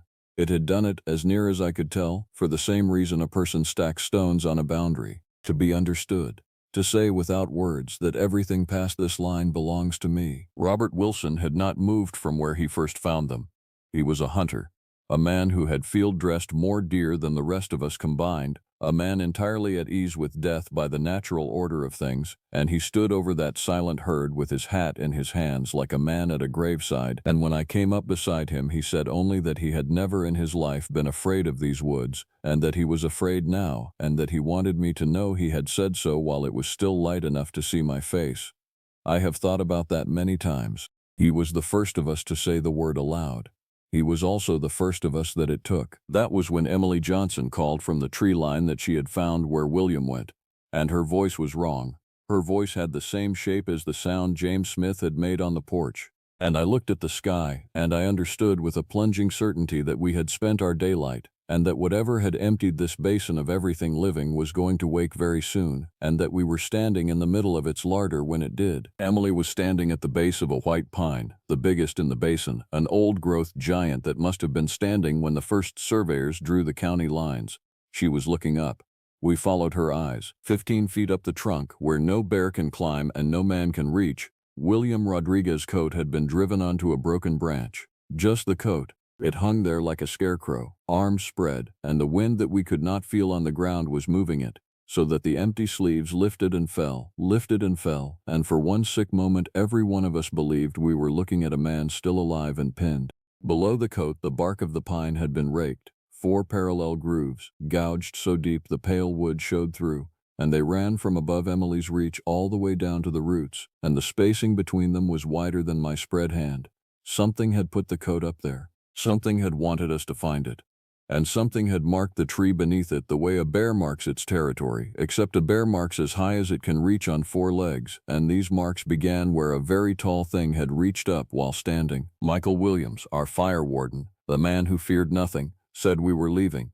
He did not phrase it as a suggestion. He was already turning, already gathering us with his arms the way you herd children, and I did not argue with him. And I want you to know that I have never in my life been so grateful to be told what to do. We formed up, and we moved back toward the trailhead, and the light was failing fast now, the gold gone gray, and the shadows of the birches lying long across the leaves like bars. We did not all make it out. It took Robert Wilson first, and it took him from the middle of the line, which is the thing I still cannot make my mind accept. Not the rear, the middle. One moment he was 3 feet behind Jessica Garcia, close enough that she felt the air move, and then there was a sound, not a scream, a short wet exhalation.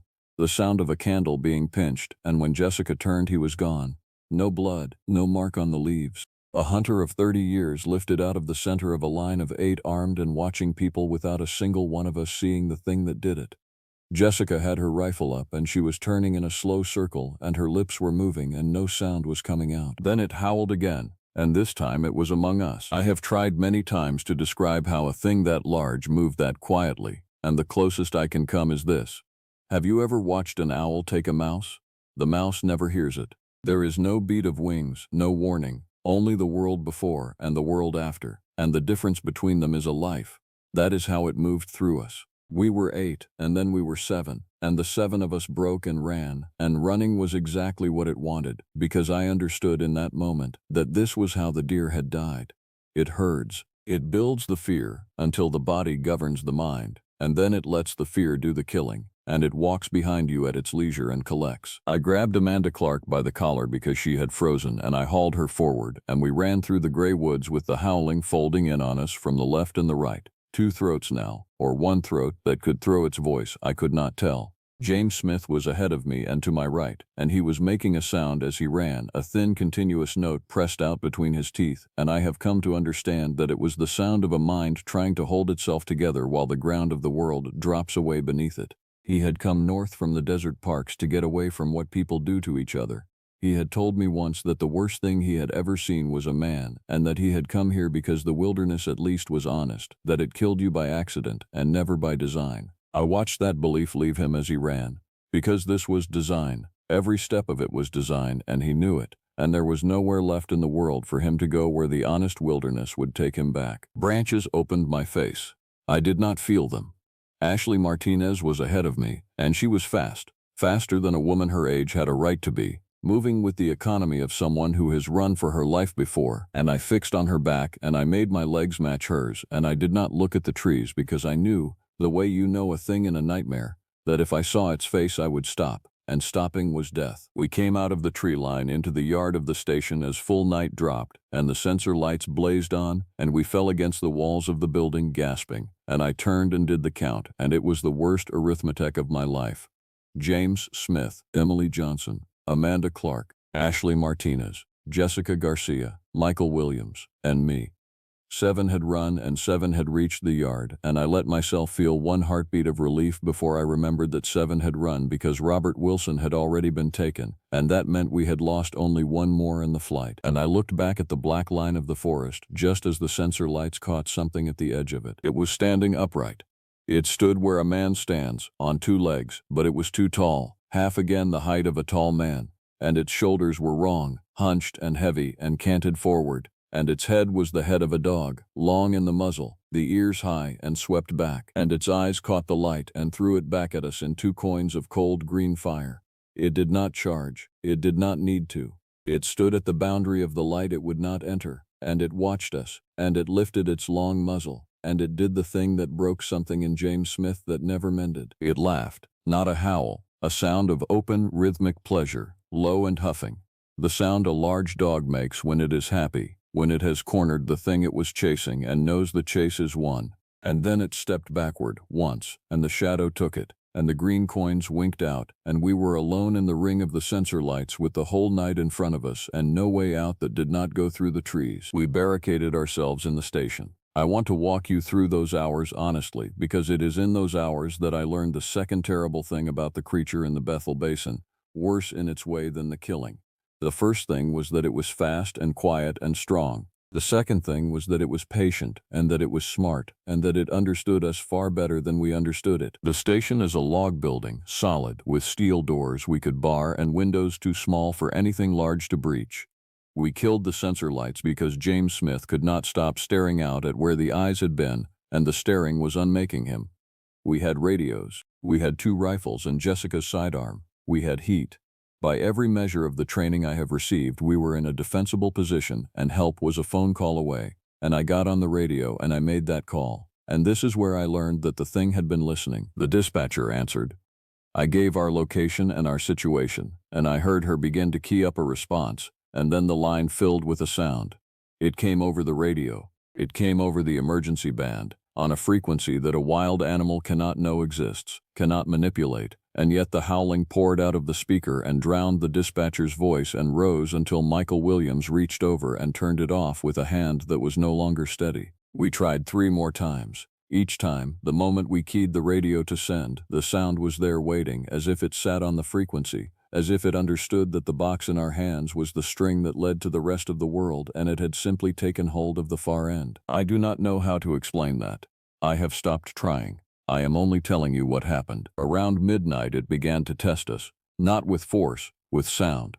It circled the station, and I could track it by the crunch of the frozen leaves, a slow, deliberate pace, and as it walked it made sounds, and the sounds were the thing that came nearest to breaking all of us. It called out in William Rodriguez's voice, perfectly. His exact voice, the gravel of it, the way he clipped his words, calling from the tree line that he was hurt, that he had gotten away, that he needed us to open the door. Ashley Martinez put her hands over her mouth. Then it used Robert Wilson's voice. It called to Jessica by her first name in Robert's voice. And Jessica Garcia, who had sat calm through the deer and the coat in the tree, made a sound I hope never to hear from a person again and slid down the wall to the floor. The worst of it, the thing I have never told anyone until now, is that near the end of that long hour it used a voice it should not have had. It called out in the tree line, soft and pleading, in the exact voice of Amanda Clark, who was sitting 3 feet from me on the station floor, alive, her hands over her ears. It called her own voice from outside the wall while she sat inside it. And Amanda took her hands from her ears and looked at me with an expression I have no word for, because there is no word for hearing yourself begging to be let in from the country of the dead while you are still among the living. It had listened to her speak in the basin over the bodies of the deer, and it had kept her, the way it had kept the others, and it was showing her what it intended to make of her. A voice on the wrong side of the door, a thing that calls in a stolen shape. It had heard them speak. In the woods, in the running, it had listened to us call each other's names, and it had kept those voices, and now it was giving them back to us as bait. This is not what an animal does. An animal does not learn your name in an afternoon and use it against you at midnight. And I understood, sitting on that floor with my people coming apart around me, that we had never been hunting it. We had walked into the basin as a search party, and it had let us find exactly what it wanted us to find: the boot, the coat, the raked tree, each thing placed to draw us deeper and hold us until the light was gone. We had been herded all day. We had been the deer all along. Amanda Clark, our biologist, was the one who kept her mind. I will always love her for it. She sat beside me and she talked, low and steady, and she made herself think, because thinking was the only wall she had left. She said that whatever it was territorial. That everything about the deer and the marked tree spoke of a thing announcing ownership of ground. She said that meant it had a range, and a range has an edge, and if we could reach the edge we could reach the country beyond it where the thing would not follow. She said William had known this. William had said the deer chose to starve elsewhere rather than share the basin, which meant there was an elsewhere, a line the creature would not cross. And she asked me the question that decided everything that came after. She asked me where William had first found the track. The beaver dam. He had found the first print at the beaver dam, at the water line, at the far southern edge of the basin, not the center, the edge.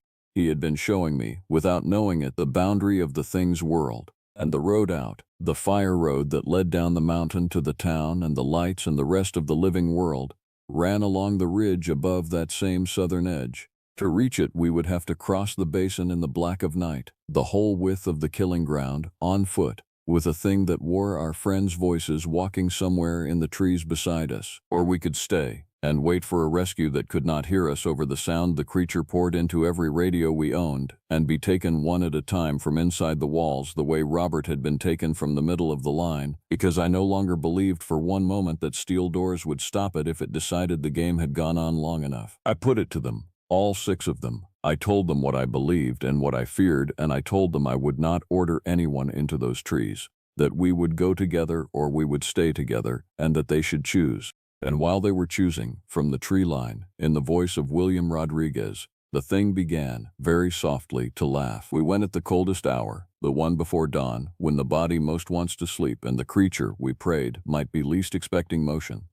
We went roped together at the waist with climbing line so that nothing could be lifted silently from the middle of us again. Michael Williams took the front with a rifle. I took the rear with the other. Jessica held the center with her sidearm and her flashlight, and Emily, our tracker, called the route in a whisper, because if anyone could thread us across that basin in the black it was her.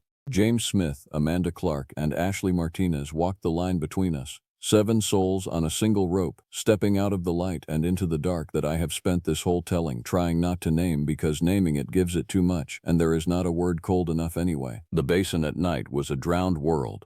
Our lights carried only a few feet before the black drank them. We could see the ground and the nearest trunks and nothing beyond, and out past the edge of the light we could hear it.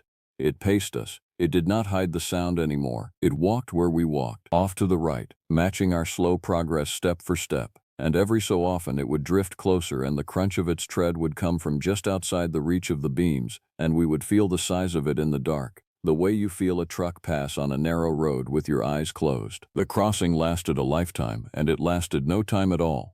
In the way of the worst hours, where each minute is an age and the whole of it is over before you can grasp that it began. Emily called the route in a thread of a whisper. Left around the deadfall, down the slope, mined the roots, and we moved as one long careful animal through ground that wanted us dead. Twice we stopped because the pacing in the dark had stopped, and a still creature is worse than a moving one, because a moving one you can place, and a still one could be anywhere, could be a single stride from your shoulder, breathing the same cold air. Each time, after a silence that stretched until I could hear the blood in my own ears, the crunch of the leaves would begin again, unhurried, patient, and we would let out the breath we had been holding and go on. And I understood that the stopping was deliberate too, that it had learned we could not bear the silence, and it was spending our courage a coin at a time. Ashley Martinez was the one who kept the line moving when the rest of us wanted to freeze. She had spent her life walking toward the thing everyone else walks away from, into the water, into the collapse, into the place where the lost are, and some part of that training held even now. She would put a hand on the shoulder ahead of her and press gently forward, forward, and her steadiness ran up the rope and into all of us and kept us walking when the mind said stop and lie down and let it be over. I have thought since that she saved every life that came off that mountain, and that she never once said so, and that this is the exact shape of the bravest people I have known. We were halfway across when it took Michael Williams, and it took him to teach us that the rope would not save us. He was at the front, the strongest of us, the rifle up and ready, and it came not from the side where it had been pacing but from directly ahead, out of the black where our lights should have shown it, and somehow did not, and it was on him before he could fire. The rope snapped taut and hauled the whole line forward off our feet, and I was dragged 3 yards through the leaves before the line went slack. And when Jessica's light found the front of the rope, there was only the frayed end of it, cut clean, and Michael's rifle lying in the leaves, and Michael gone. It had cut the rope. It had reached into the middle of our one defense and severed the man from the line and taken him and left the rest of us tumbled in the leaf litter, and from the dark ahead came the huffing laugh, closer now, delighted, and beneath it, wet and brief, a sound I will not describe. Something in me went past fear then, into a country on the other side of it, a flat gray calm. I got them up. I got the rope retied. I put myself at the front where Michael had been, and I told them in a voice I did not recognize as mine to walk, to keep walking, that the edge was close, that William had stood at that beaver dam and the thing had not crossed the water there, and that water was ahead of us and we were going to reach it. I do not know if I believed it. I know that belief is not required to put one foot in front of another, and that sometimes the body has more courage than the mind that rides it. We reached the beaver pond as the sky in the east went the faint gray of ash. And the creature made its last mistake, and it was a mistake born of the same thing that had made it toy with us all along. It was too sure. It had herded 100 deer and it had never had one turn, and it had walked among people who ran, and it had come to believe that we were only a slower kind of deer. So when we reached the water and turned south along the dam toward the fire road, it stepped out of the trees behind us into the open, into the gray light, to finish us where it could watch. And for the first time we saw the whole of it standing clear. I will give you only what you need. It stood taller than the doorway of my station. It walked on 2 legs that bent backward at the knee like a dog's hind legs, and its arms hung long and heavy and ended in hands, true hands, with fingers that folded around the trunk of a young birch as it steadied itself. And those fingers ended in the points that had sunk an inch into the clay. Its head was the head of a great dog, and its eyes in the dawn were not green now but a wet and human brown. And that was the worst of it. That was the thing that told me William had been right at the very start and I had been a fool. It looked at me. It looked me directly in the eye across the gray water. And I remembered what the old man had told me on the porch before he walked into the trees. A dog will not look you in the eye unless it wants something. It wanted me to run. It wanted the fear. It had built its whole life on the certainty that the looked-at thing always breaks and bolts and dies. And so I did the one thing it had never seen a deer do. I raised Michael Williams's rifle, which I had carried across the whole Black Basin, and I did not run. And I looked back into that terrible human eye, and I fired. I am not going to tell you that I killed it. I want to more than I have wanted anything. But this is a true account, and the truth is that I do not know what the bullet did. It struck. I know it struck because the thing across the water flinched, a small sharp motion, more surprise than pain. And it made a sound I had not heard from it before, a short high note with nothing of laughter in it. And in the half-second that it was surprised, we ran, all 6 of us, along the dam and up the bank and onto the fire road, and the fire road ran downhill toward the town, and we ran down it into the growing light, and did not stop until the trees fell away and we came out above the valley and saw, spread below us in the last of the night, the small ordinary lights of Bethel going about the business of being alive. It did not follow us onto the road. Amanda had been right. It had a range, and the range had an edge, and the edge held. We stood on the fire road above the town as the sun came up. 6 of us where the day before there had been more, and no one said a word, because there were no words, and we watched the light come up over the country that the thing did not own, and we breathed, and being alive felt like a debt we had not earned and would spend the rest of our years failing to repay. The search for William Rodriguez, and for Robert Wilson, and for Michael Williams was called off after 11 days. Nothing was ever found. Not a boot, not a coat, not a mark. The basin, when the teams went in by daylight in force, was empty and ordinary and green, the dead deer gone too, every one of them, dragged off or carried. An entire herd vanished from open ground. The official report speaks of a bear, of terrain, of the well-documented way that grief and exhaustion distort the memories of survivors. I signed that report. I put my name to the bear and the terrain because the alternative was a truth that no page would hold, and because I have learned that the world protects itself from things like this by refusing to write them down.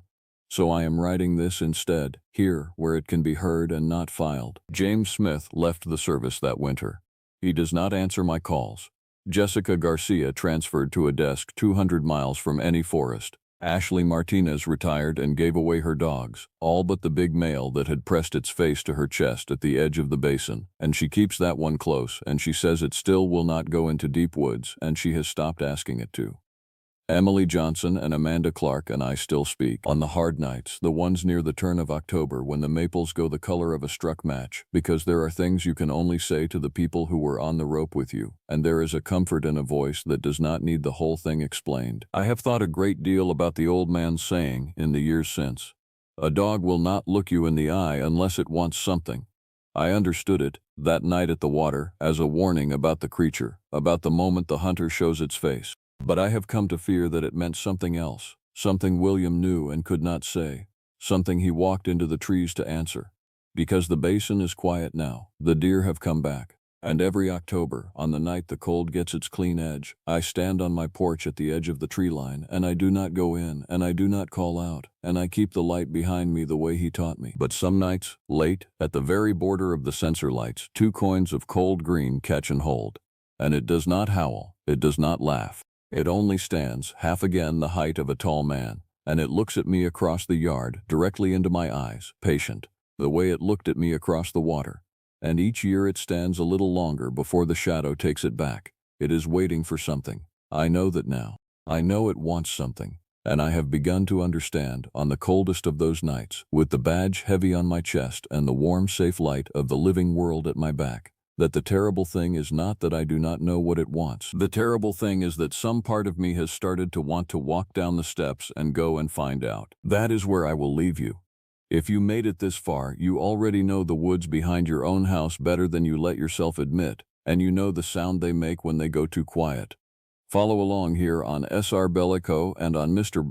Bellico, and if the old tales are what call to you, the ones about the things that had names before we came, Mr. Geronimo is waiting. Leave a comment and tell me what you would have done at the water, whether you would have run or turned.